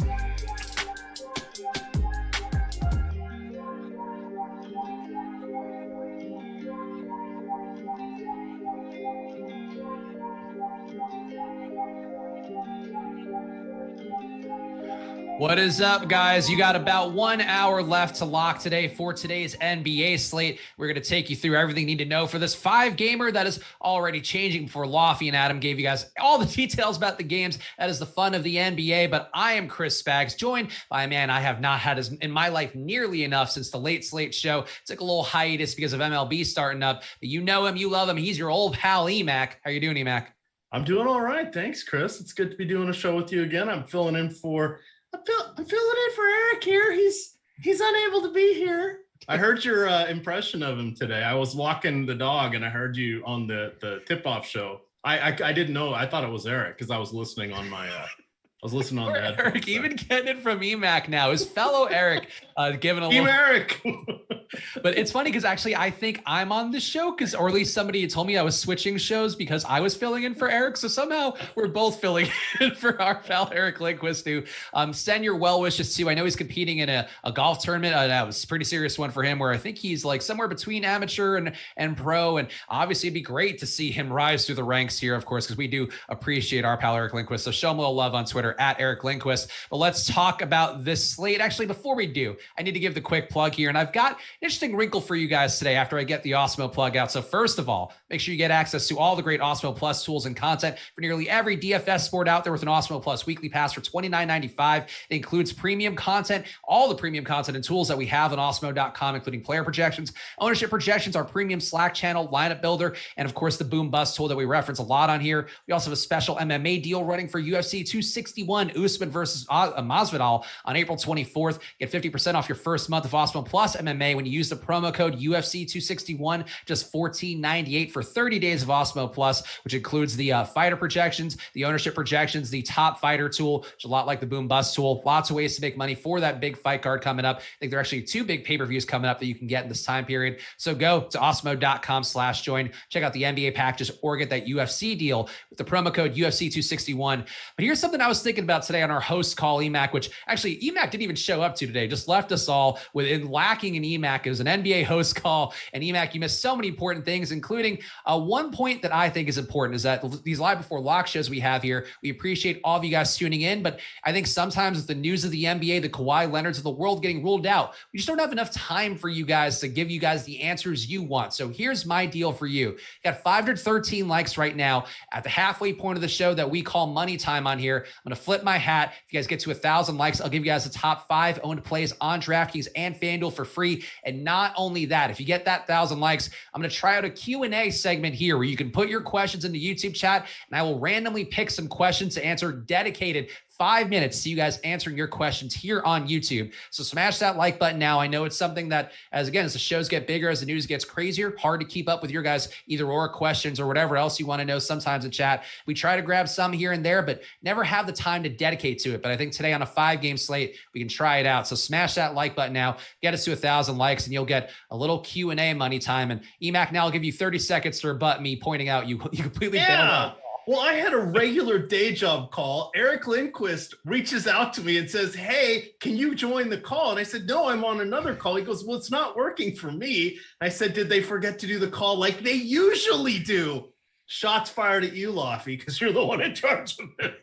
We keep changing the days. First, it's the third Tuesday, and then it's every other Tuesday. Yeah. Don't get me get off my lawn. Poor EMac. I guess it is. I think the same time every month, but that's fine.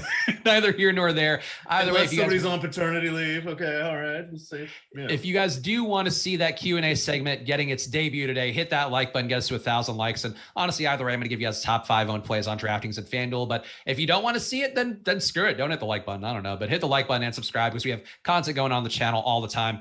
But EMac, I'm waiting for the projections update here to reflect Kawhi Leonard being ruled out. I think we can make some sort of educated guesses though on how it's going to look. And I think the one thing for me that will change right away is Paul George becoming a play today. This is something that we talked about earlier on the tip-off with, it was me and Greg Ehrenberg today dealing with our poor girl Kayla's camera going to crap every single time during that show, but a lot of fun on there. So make sure you are tuning into the tip-off as well. And Greg said his pet theory is that one Clippers player would end up getting ruled out today on the first part of a back-to-back. And he thinks that, or he thought rather, that it was going to be Kawhi. And I have to give Greg credit here. It was Kawhi. And I said on that show, I would not be playing Paul George unless we got one of these guys getting ruled out. Now we have Kawhi ruled out. And I think Paul George to me becomes a lot more playable. I don't know if he's going to surpass Kyrie for me, EMac, but I do think a Kyrie and Paul George build as your building blocks today, to me, maybe one that'll be chalky, but one that's going to look like the best play on the slate to combine those two.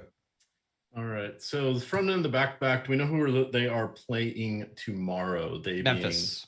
It is Memphis. Is it in Memphis or are they back? I'm calling it up real quick. So I think it's in Memphis, but that's me just talking out my ass.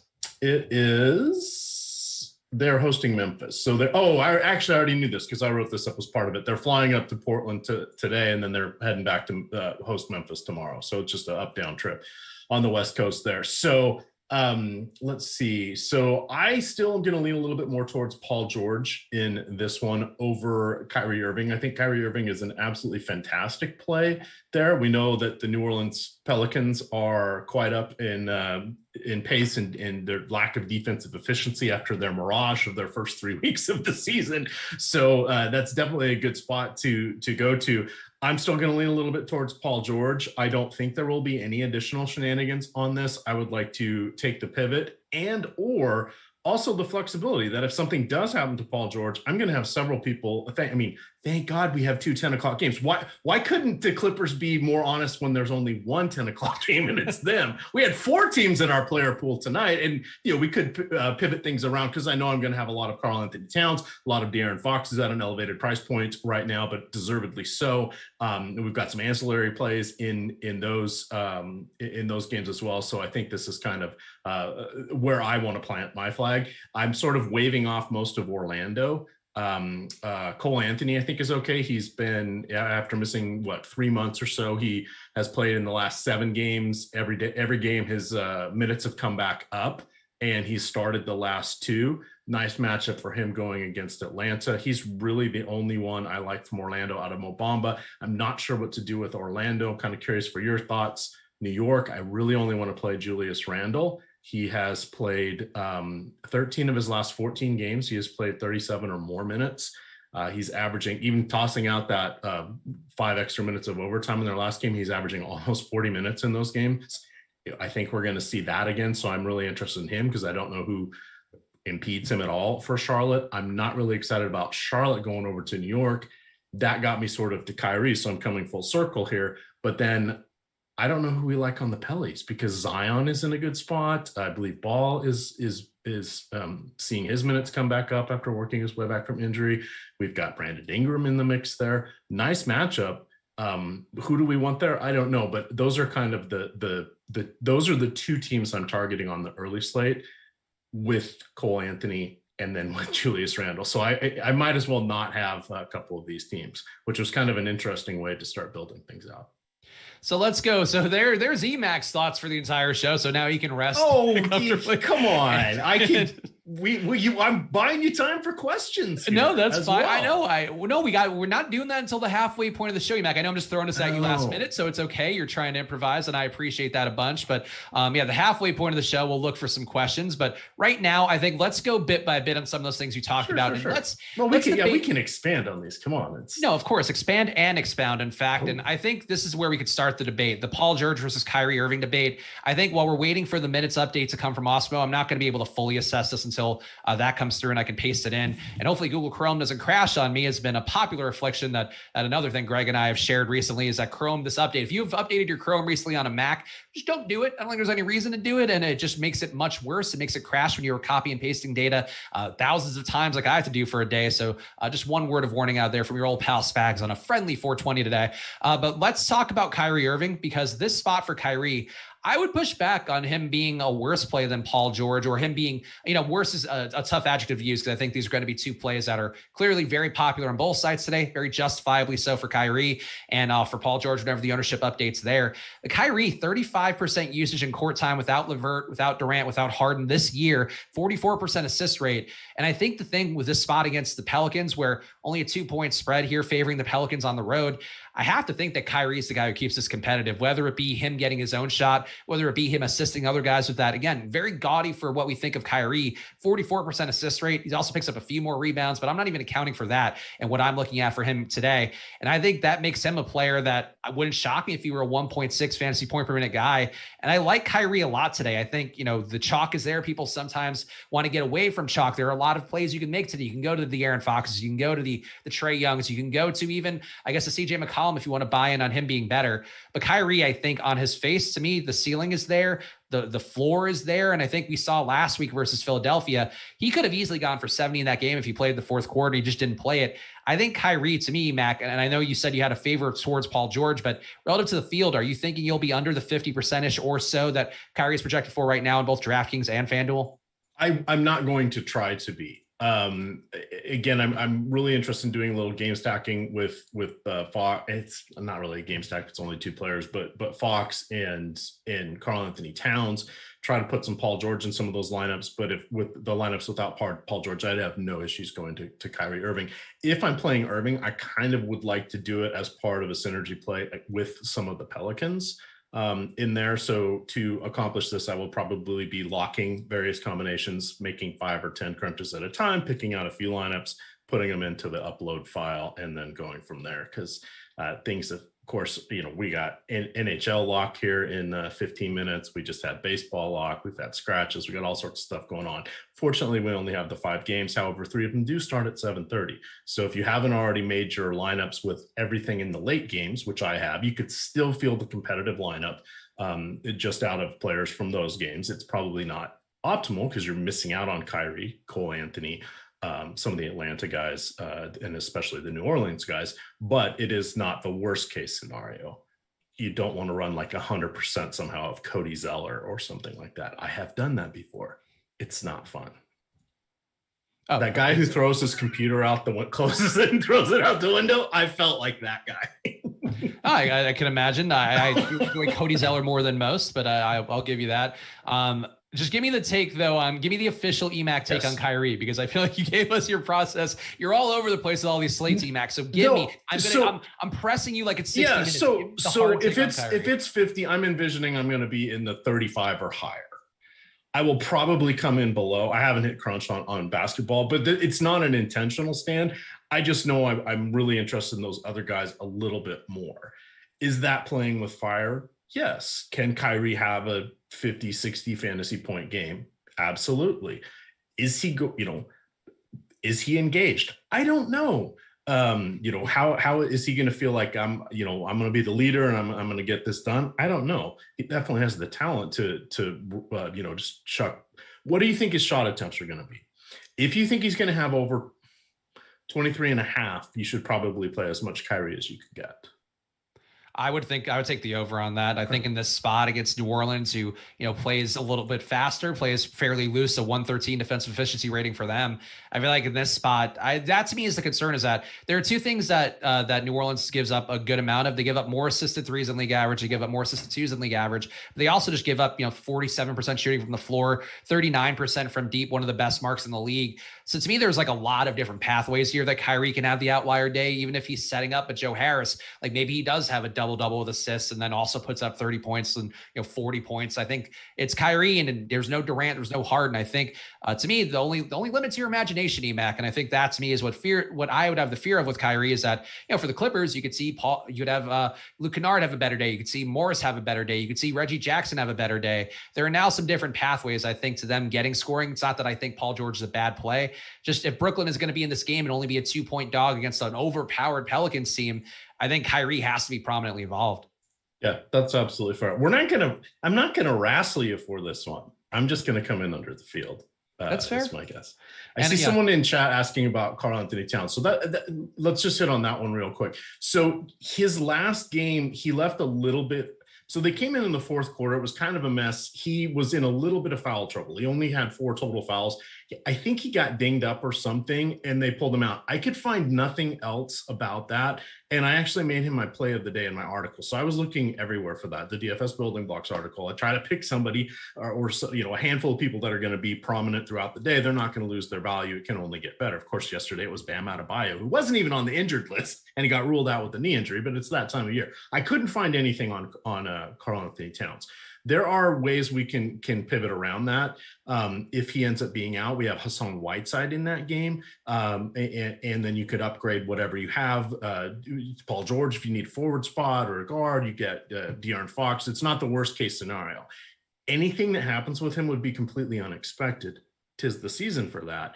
But I couldn't find anything on it. But that's a good call out there, because there was some people saying that on Twitter right after, and that's where I saw it was, they put him right back in and he got hurt. But then I couldn't find anything else about that. That was legitimate enough, and he wasn't on the injury report.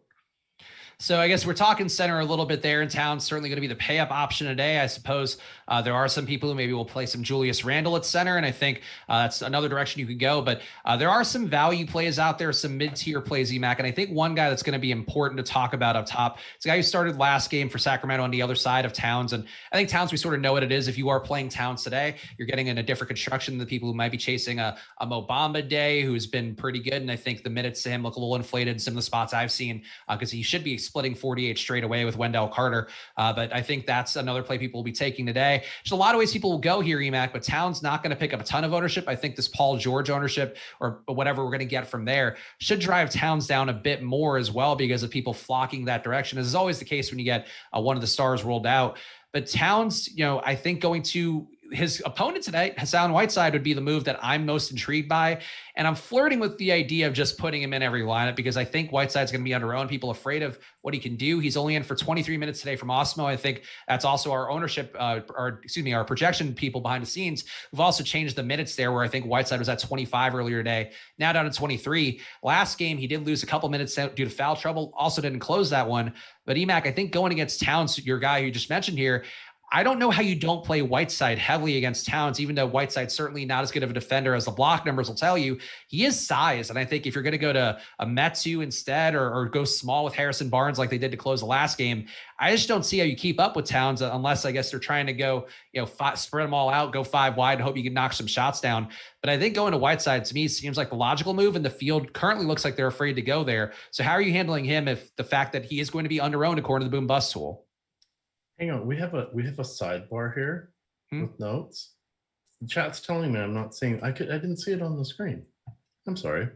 All right, my apologies. So one more time on that question. Oh, Hassan Whiteside. So the interesting one was he was in a little bit of foul trouble, and then that was the Dallas game where surprisingly they were winning, they being the Kings, and Dallas was trying to catch up and we're fouling people, and you don't want Hassan Whiteside taking foul shots. So I think that kind of lost him some of his minutes. He had actually played a few more minutes in the games where he was coming off the bench. I think that 23 to 25 minute range is appropriate.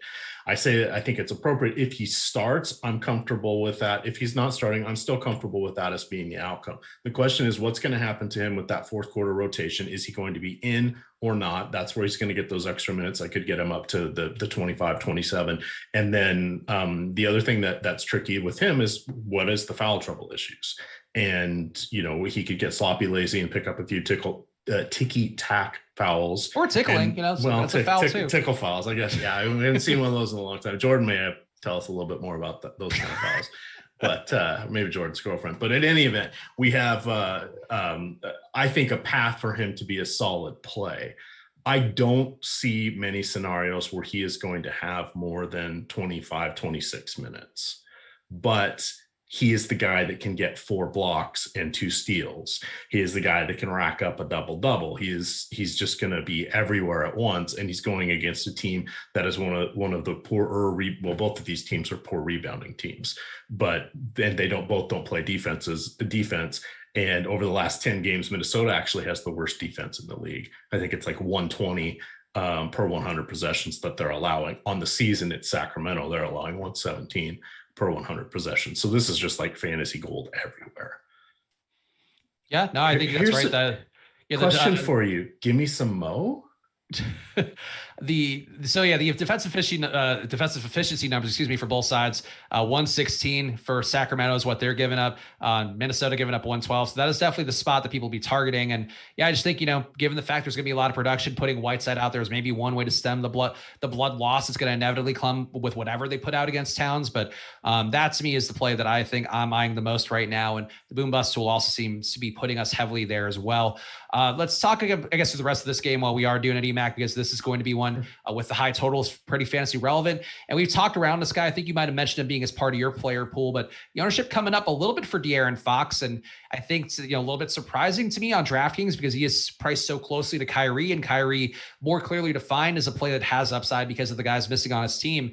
But Fox in this situation, EMac, it does seem, going to be well represented, going to be well owned today on both DraftKings and FanDuel.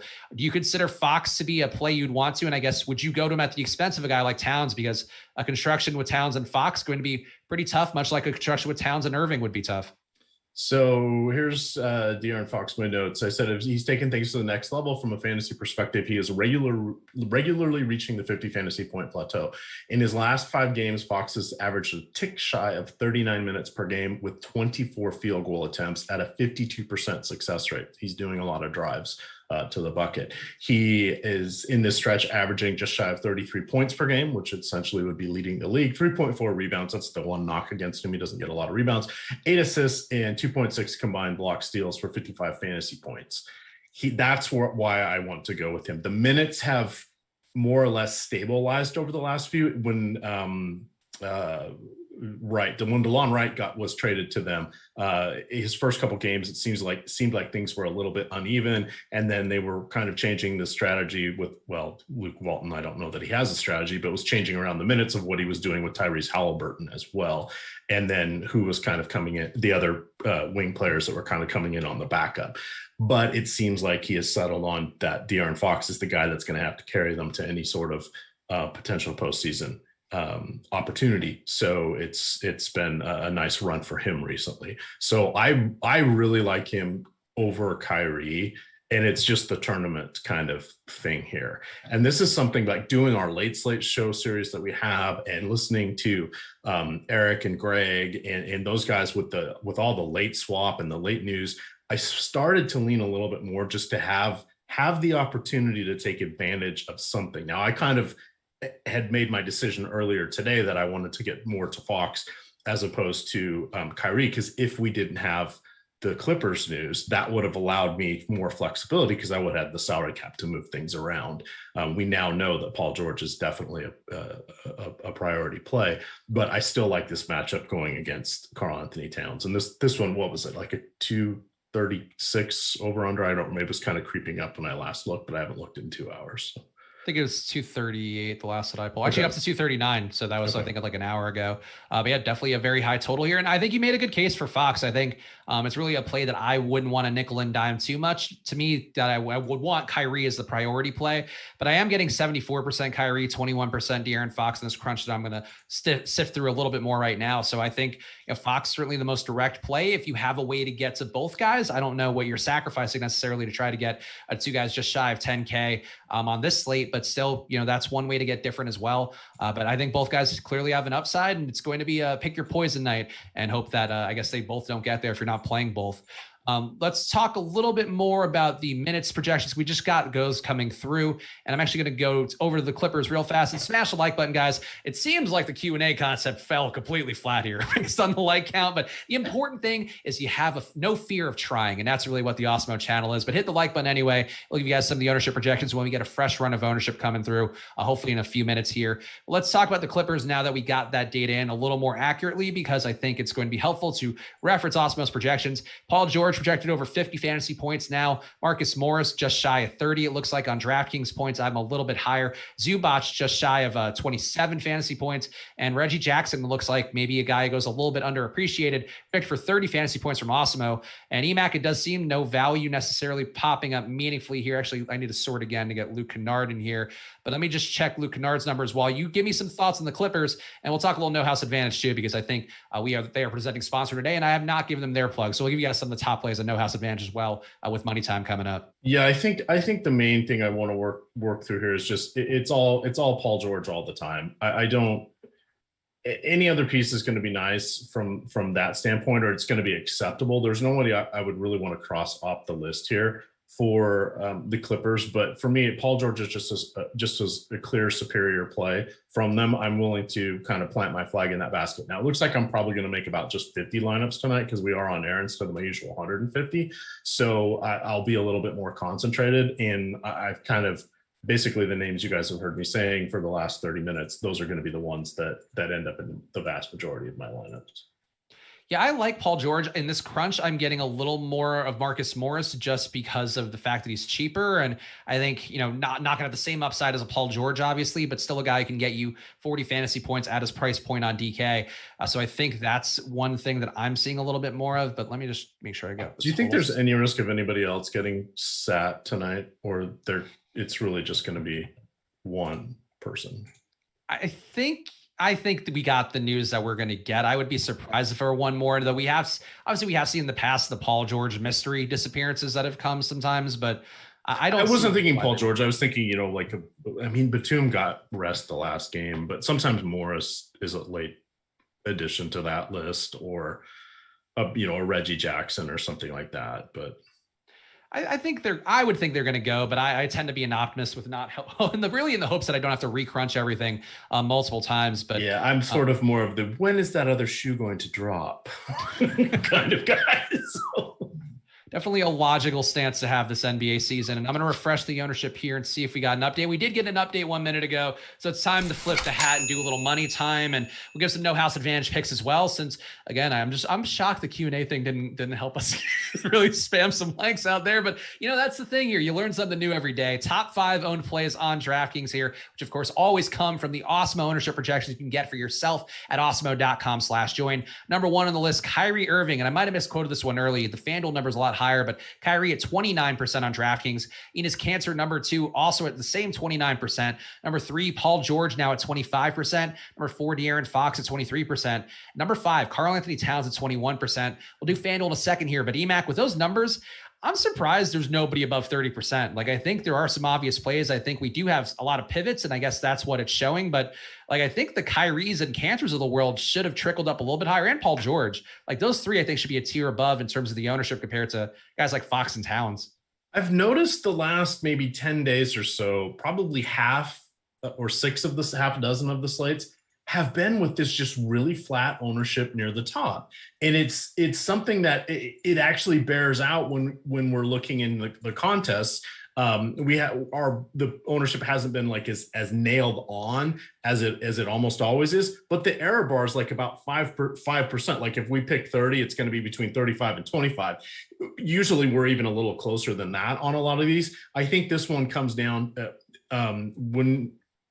when people are using our ownership along with some of the other sources out in the site or the other places, it kind of, if they're aggregating it makes things even flatter than they are. And that's where you start to see game stacks and other ways, or just some synergy plays of teammates, or game stack of 2 people, one, the opposition or the closing units or whatever.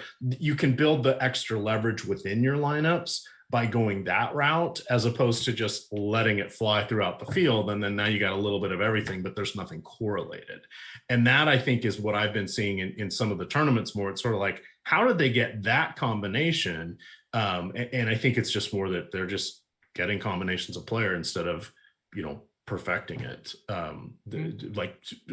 hate to use optimizing it, having a strategy, telling a story, finding a way that if this happens, if we get the double overtime game and I've got Ja and, somebody else from that game, it's going to be amazing.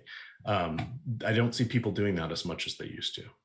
No, I think that's a pretty reasonable take here. And some of these guys too on the boom bust tool going to be projecting pretty well. Paul George now one of the highest chances of being in the optimal out there, and still a bit under-owned with his ownership on DraftKings. So there's one other freebie for you guys in this joyous money time of ours. Top 5 on FanDuel. Number 1, Kyrie Irving at 47% now. Number 2 on there, Julius Randle, 42% on FanDuel. Number 3, Paul George, 37%. Number 4, De'Aaron Fox at 36%. And number 5, CJ McCollum at 33%. EMac on FanDuel, I feel like this to me feels a little more like it should be. Randall, to me, I think a little bit overvalued, though. If he keeps playing 40 minutes a game or 42 minutes in regulation like he did last time, he won't look overvalued. I just think that comes down a little bit in games that he's not playing against former teams or in his hometown or whatever. But I do think that this top 5 of Irving, Randall, George, Fox, McCollum, is there any one of those you can nickel and dime here? And keeping in mind that McCollum is only 8,100 on FanDuel, these plays all seem perfectly justified to me. Yeah, I don't see anything on the DK, I felt that Towns felt a little bit low, but on these, it all kind of seems about right. Because you have to play the 2 of every position except the center. So it tends to balance things out a little bit more. And that's where you need to go game theory within the positions, especially 10 games and 10 teams in action tonight. Not a small slate, but it's not exactly teaming with tons of options when you consider all the different superstars that are out right now. All right, so the no house advantage plays because we are presented by No House Advantage today.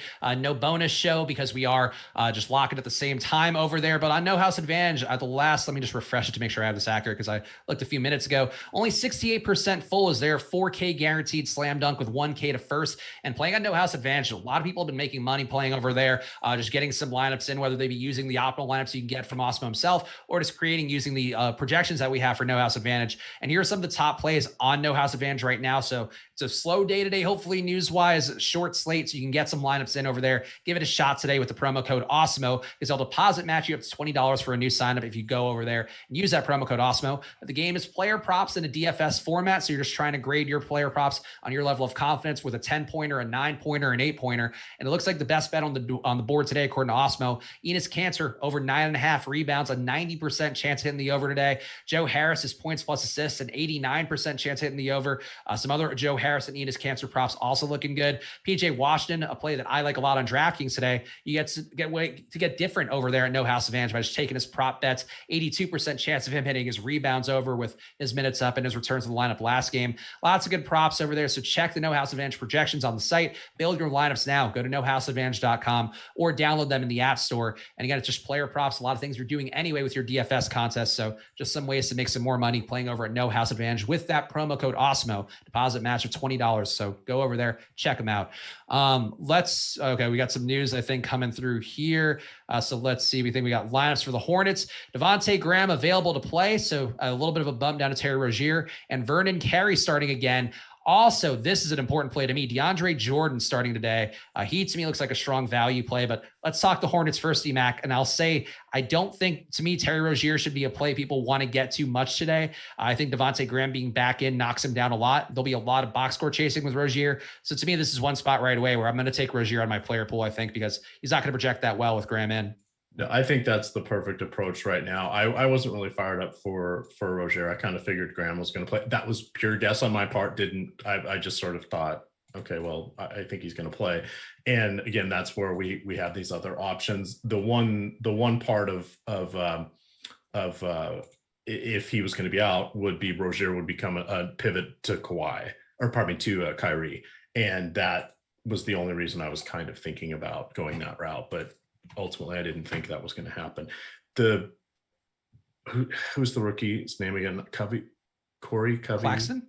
No, for the Charlotte side that's starting. Oh, for Vernon Carey? Vernon Carey. Yeah. All I could think of was Drew Carey. Okay, I was close.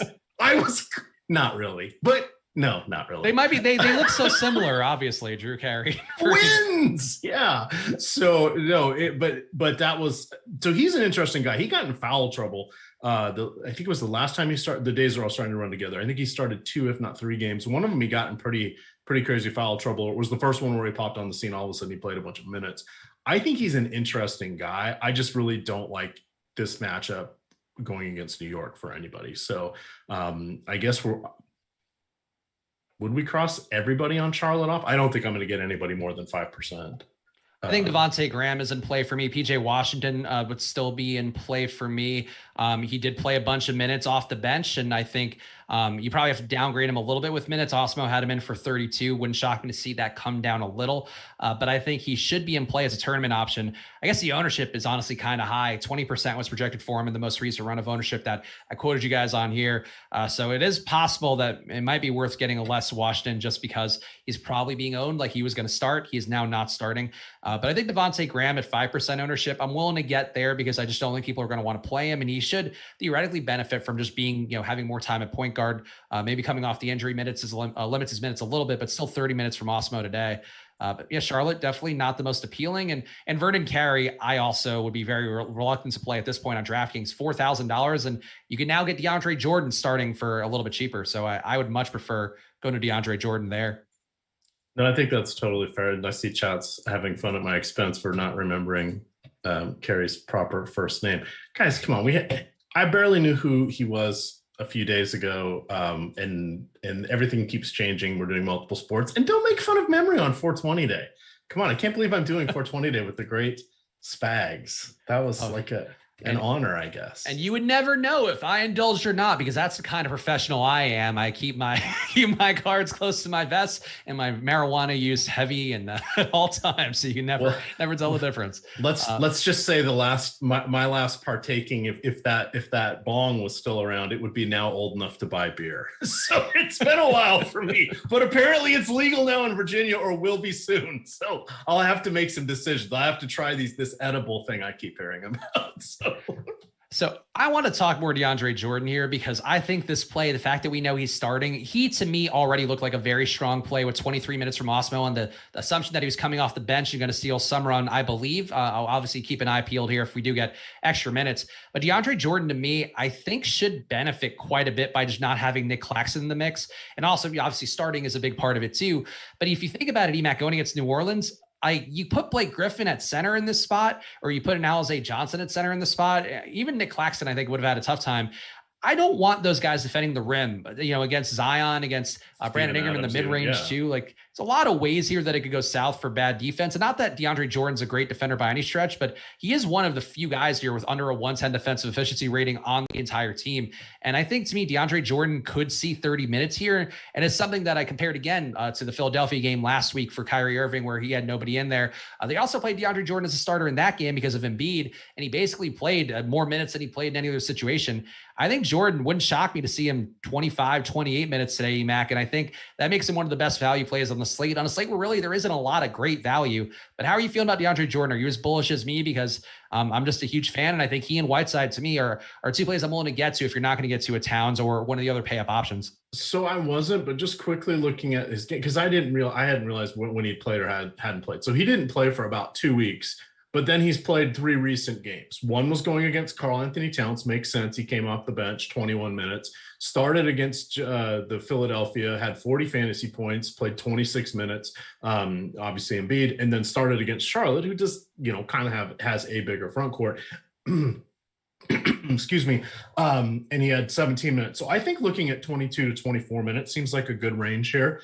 Double in play. Of course, his points, he probably will get there in this one. It'll be a double, but it'll be like, 10 and 10 or 11 and 10, something along those lines. It would make a combination of 24 or 26, but he'll get a double, maybe a block or two on that one. I doubt he gets any steals or anything like that, but that's pretty solid, 3,900, especially if people are like, wait, he's still playing. And it's not like he's been hurt. They just sort of didn't need him. The game has passed him by. He is getting, he's not as effective as he once was, but he'll be around in the playoffs, especially going through the East with some of those centers. So.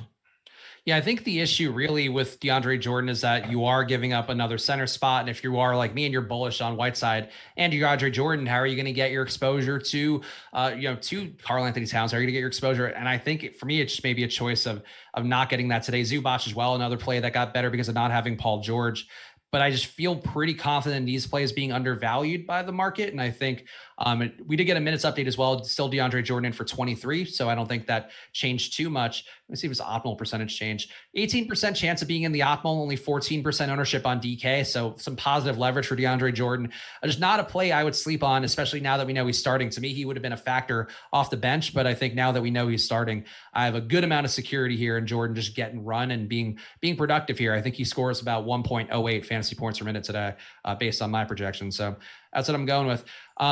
PJ Washington still pretty high on the boom bust tool, EMac. And I guess this is a question that I didn't ask you your thoughts on it, but are you marking down PJ Washington because of the fact that he's probably coming off the bench again, but probably not going to have the same locked in minutes as he may have had as he was going to start in the spot? Yeah, I would downgrade him for that fact, and also just because of the opponent in New York. So I'm not really enthralled with anybody on that team. But yes, him not starting is somewhat of a concern. Him not starting against a different team that played faster, or there may be more rebound opportunities, and there's a decent chance he's going to be the guy closing. But how quickly does he get in the game? If Carey's in foul trouble, then it'll be quick. If he's not, then I think they're giving him a look on that one. And then we saw Cody Zeller out there a lot the other day. You can always spot him when you're watching. Poor guy. Just shave that off, man. Just shave that off.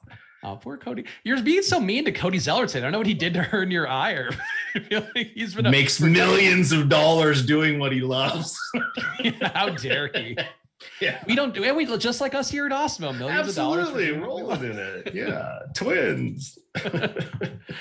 I won't stand by the Cody Zeller besmirching, but I think there's I think the spot for Charlotte today is interesting. I think, more than people may think out there, it's a slow pace spot, it's a low pace spot, but you still have enough guys who are missing in that lineup that I think wouldn't surprise me to want to get some of these guys. And actually PJ Washington at the minutes that came down in the most recent projection run, 28 minutes from Awesemo. So that is a bit of a drop. And I think that's enough for me where he won't be a factor at all in my optimization. If he is, he probably won't come up very much. So that's where PJ Washington lands now. A tournament play, but maybe an over-owned tournament play, tournament play, just because of the fact that he looked like a very good play earlier in the day.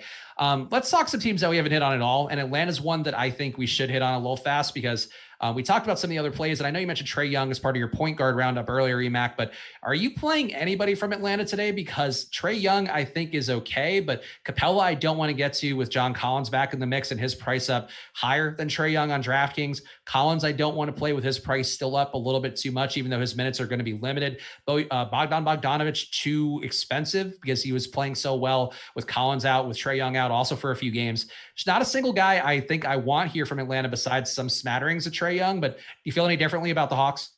Clint Capella is an amazing play today. What were you guys having trouble saying on the show? That was the part I was listening. Oh yeah, poor Kayla had a tough time with both Capella and she called CJ McCollum, I believe CG McCollum. So that was okay. Well, I have Drew Carey. Tough wording that I put in there. That was on me. Yeah, Kayla, you should do some shows with me. I'll make more mistakes. People won't remember anything goes wrong there.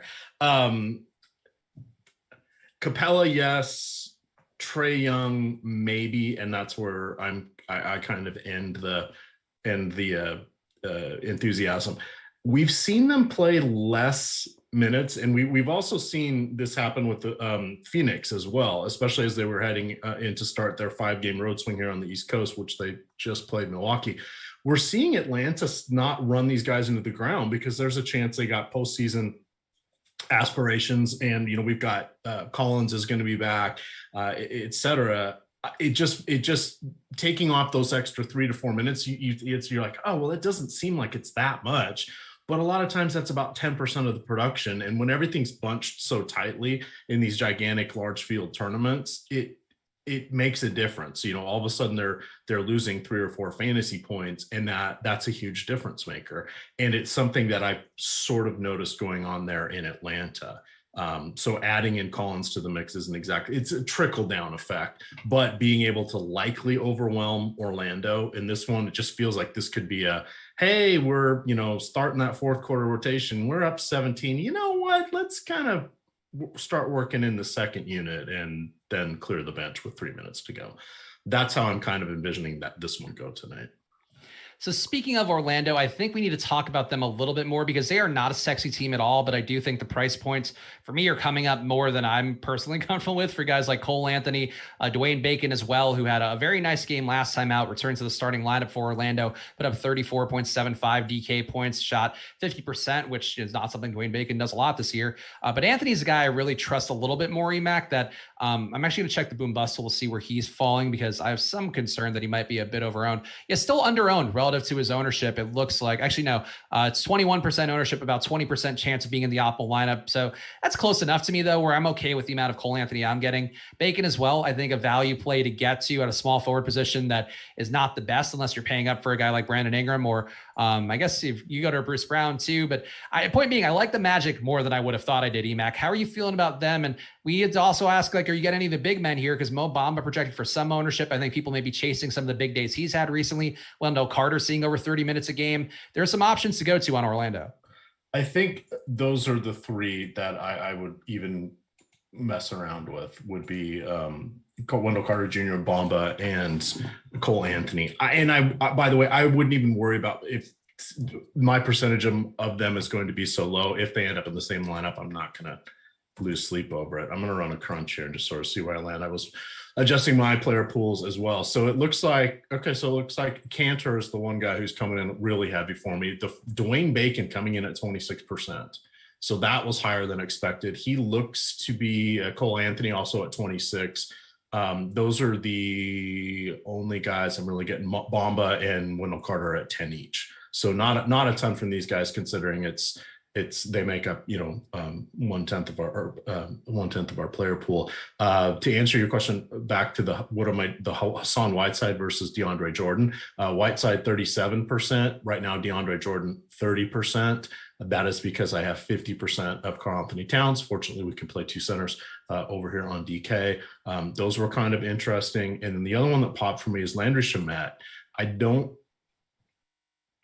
It's hard to know. I think you need to expect 23 to 26 fantasy points. And if his shot is falling, that's the only way he's going to access his upside. His last one, he went 10 for 15 from the field, 7 of 12 from behind the arc.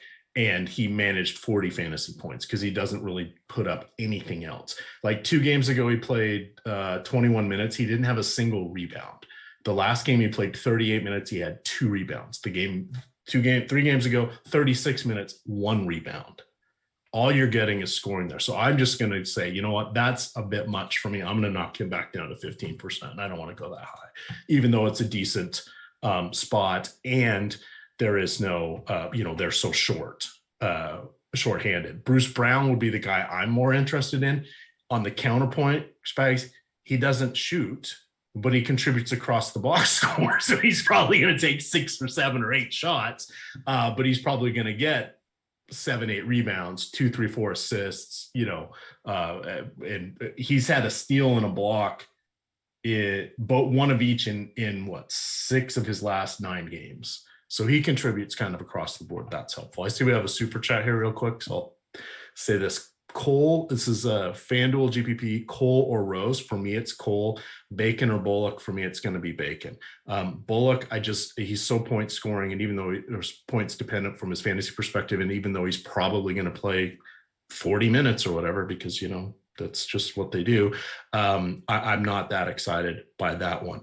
The reason I'm not that interested in Derrick Rose is he has been shooting lights out recently, and I'm just not sure where his upside is going to be. Did I close my notes on him? So my notes on him said, in his last 3 games, he's gone 21 of 44 from the field. That's about 48%. That's well above his usual 45% success rate. And he was just awful in the boom bust tool. So when I pulled this, he had 55% likelihood of scoring less than 25 DK points. So if I tell you that, then this is where people are like, oh, why are you guys talking about this boom bust tool? Well, this is stupid. If I tell you there's a player that has a 50% chance of coming in at less than 5x, wouldn't you like to know who that player is? Especially if he's one getting a little bit of ownership. That would be Derrick Rose. It's slightly different on FanDuel. I didn't go back and pull that information, but because you're playing 2 point guards and you don't have the position flexibility, you kind of have to do the game within the game of who are you giving up if you roster him? Is it a Cole Anthony? Are you not spending up at De'Aaron Fox? Maybe you're spending up at center. So there's some other decision points that come within there. DK a little more flexible, so you can kind of look at him and similarly priced players and say, well, which one do I like better? Because there's more position flexibility. But he is someone I am against. Okay, that seems fair to me. We also got an ownership update for anybody who is an Awesemo Plus member. And if you are not one, go to awesemo.com/join. Maybe not right now if you're trying to finish up the slate, but in general, always a good idea there because can't always give away ownership projections in some of the live before lock shows. We try our best to make sure to give you guys a good read on the overall picture, but the only way to know for yourself is to get that data in front of your eyes and look at it. So make sure to go to awesemo.com/join. All the player projections, ownership projections, and the boom bust tool that we just talked about a good amount throughout the show, all available to you to help you build better lineups every single day. We got some questions in here, which I guess we got one more super chat from Mr. Papa Giorgio saying Miles Bridges or Anthony Edwards for a DK GPP. I don't think I got either guides at all today. Let me just see though, who would actually look better for me.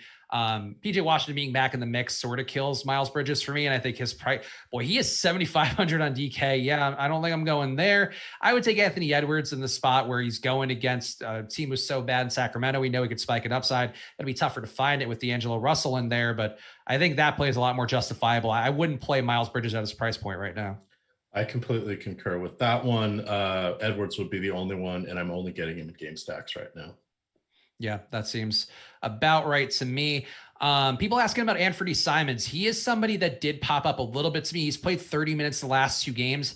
And I think, so here's the issue with Simons is that his usage rate has been abysmal. He's been under 10% usage in those same last 2 games. Or I think the last one was under 10%. The one before that was at 16%. So he's not shooting the ball enough. He's not been terribly productive. 30 minutes of court time or 30 minutes of court time. So at his price point, I did get a good amount of him. He'll be in about a quarter of my lineups today, which I don't feel the most comfortable with, but I do think he's a decent value, not quite on the same level of a DeAndre Jordan to me, but in that mix. EMac, how are you feeling about Anthony here? I just feel like getting one trailblazer seems like a decent move. With somebody's got to step up a little bit here without Lillard, do you think? So I'm getting some Anthony Simons, probably about 20%. That's more than I thought, but he is 3,800. I am getting, looks like about 15% of Rondé Hollis-Jefferson. That did not go well in the other game. I am now going to, as the cool kids say, nerf his percentages so he doesn't overrun my portfolio. But those are really the only 2 guys. I'm doing, I did a game stack with Cantor, Paul George, and CJ McCollum for 5% of my lineups as well. Just because I think that's where we can get some synergy. And surprisingly enough, in some of those, they like Marcus Morris, Luke Kennard, popped in, but really those were the only ones coming in from the Clipper side, and those guys are only joining George, it looks like, on 3 of the lineups. On some other lineups, we're getting Simmons, McCollum, Jefferson, and Cantor are the main guys, and it looks like all of these lineups that I just ran have at least 2, if not 3 of those guys. So they're a little bit better point per dollar. But you would expect that with Lillard still out. Yeah, Cancer is a play that I'm a little concerned about today because I'm going to be under on him with the ownership going his way, and because I do like some of the value centers. But to me, I think Cancer is certainly one blind spot I'm going to have on this slate that I will hope won't do that well, at least relative to Whiteside and DeAndre Jordan. Well, it doesn't feel good. No, it does not feel good having him. So I don't know. Yeah, so pouring is Cancer. Can't win on either side of the equation. I'm curious what your exposure landed on McCollum. On FanDuel, I think he's a little more obvious play, but on DraftKings, where you do have Kyrie, you do have Fox a little bit more expensive. You have also Trae Young a little bit more expensive.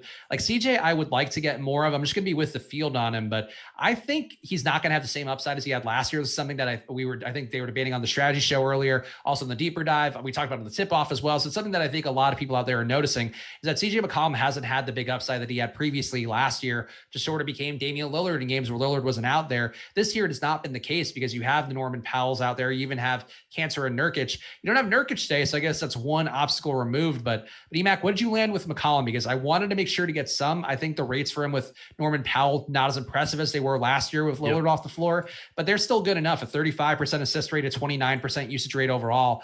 I think McCollum can have an upside. I think he's worth getting some exposure to in tournaments, even if he's not the core play of a Paul George or a Kyrie. 10%, and it was only in those game stacks. That's why I built those game stacks, because I didn't have them in my crunch. So let me hit upload here, but I can give some percentages real quick. I do have 50% Towns. I've got 50% Fox. Good, that worked. I've got 50% George, 38% Whiteside, 27% Jordan, 30% Marcus Morris, 25% Brandon Ingram. I didn't get very much Zion. I'm surprised by that. Did I get any Zion? Oops, I may not have.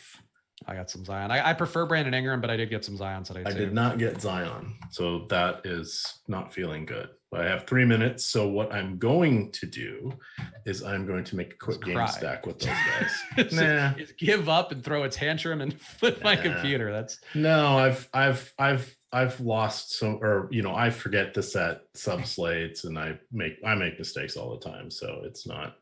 This isn't the end of the world. I forgot I wasn't on a show with the other Eric. That's a mistake I made. Corey Jefferson saying Hollis or Hayes for a single entry.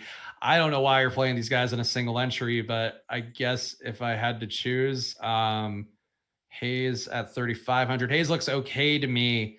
Hollis, Jefferson, and Hayes were popping in both my lineups. It's just a point per dollar function. I don't feel great about either one of them, so I capped them each at 10%. If I had to pick one, I would probably take Hayes. Yeah, I would go Hayes. I would prefer you find money and go to DeAndre Jordan personally, but that's just me. But I think Hayes out of those two would be the pick for Corey A. Jefferson. Any final chats? Get them going right now, and hopefully you guys are still functioning with, I guess, 8 minutes since our other lock time for the 420 late slate. Well, it's also National Cold Brew Day. Coffee. Oh.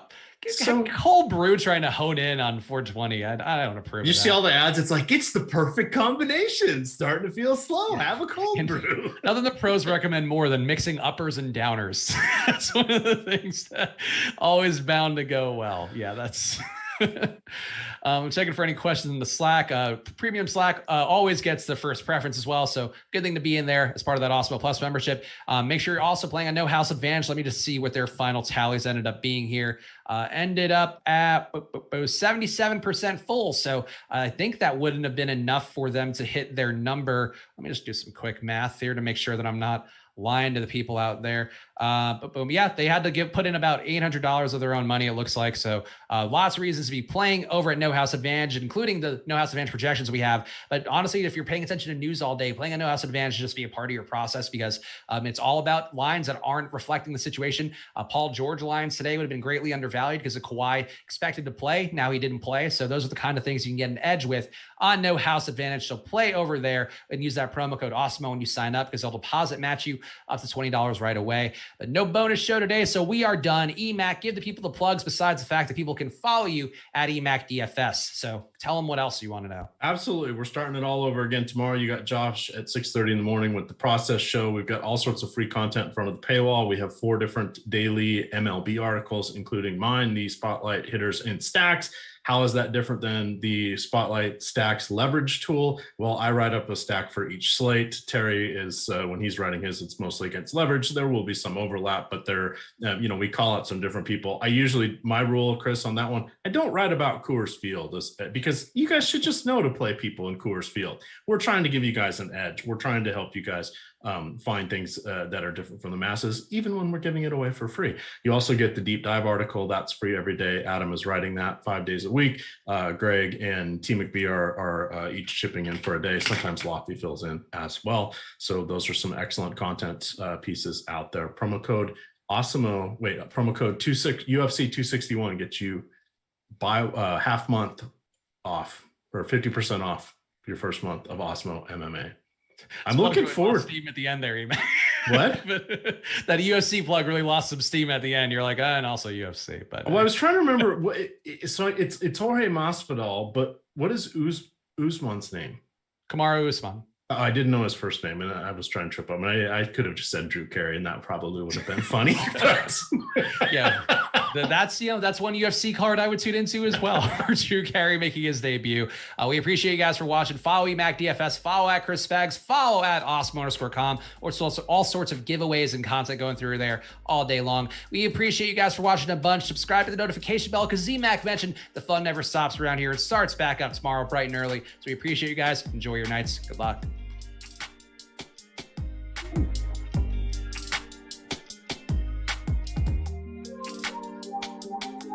Love that little steel drum.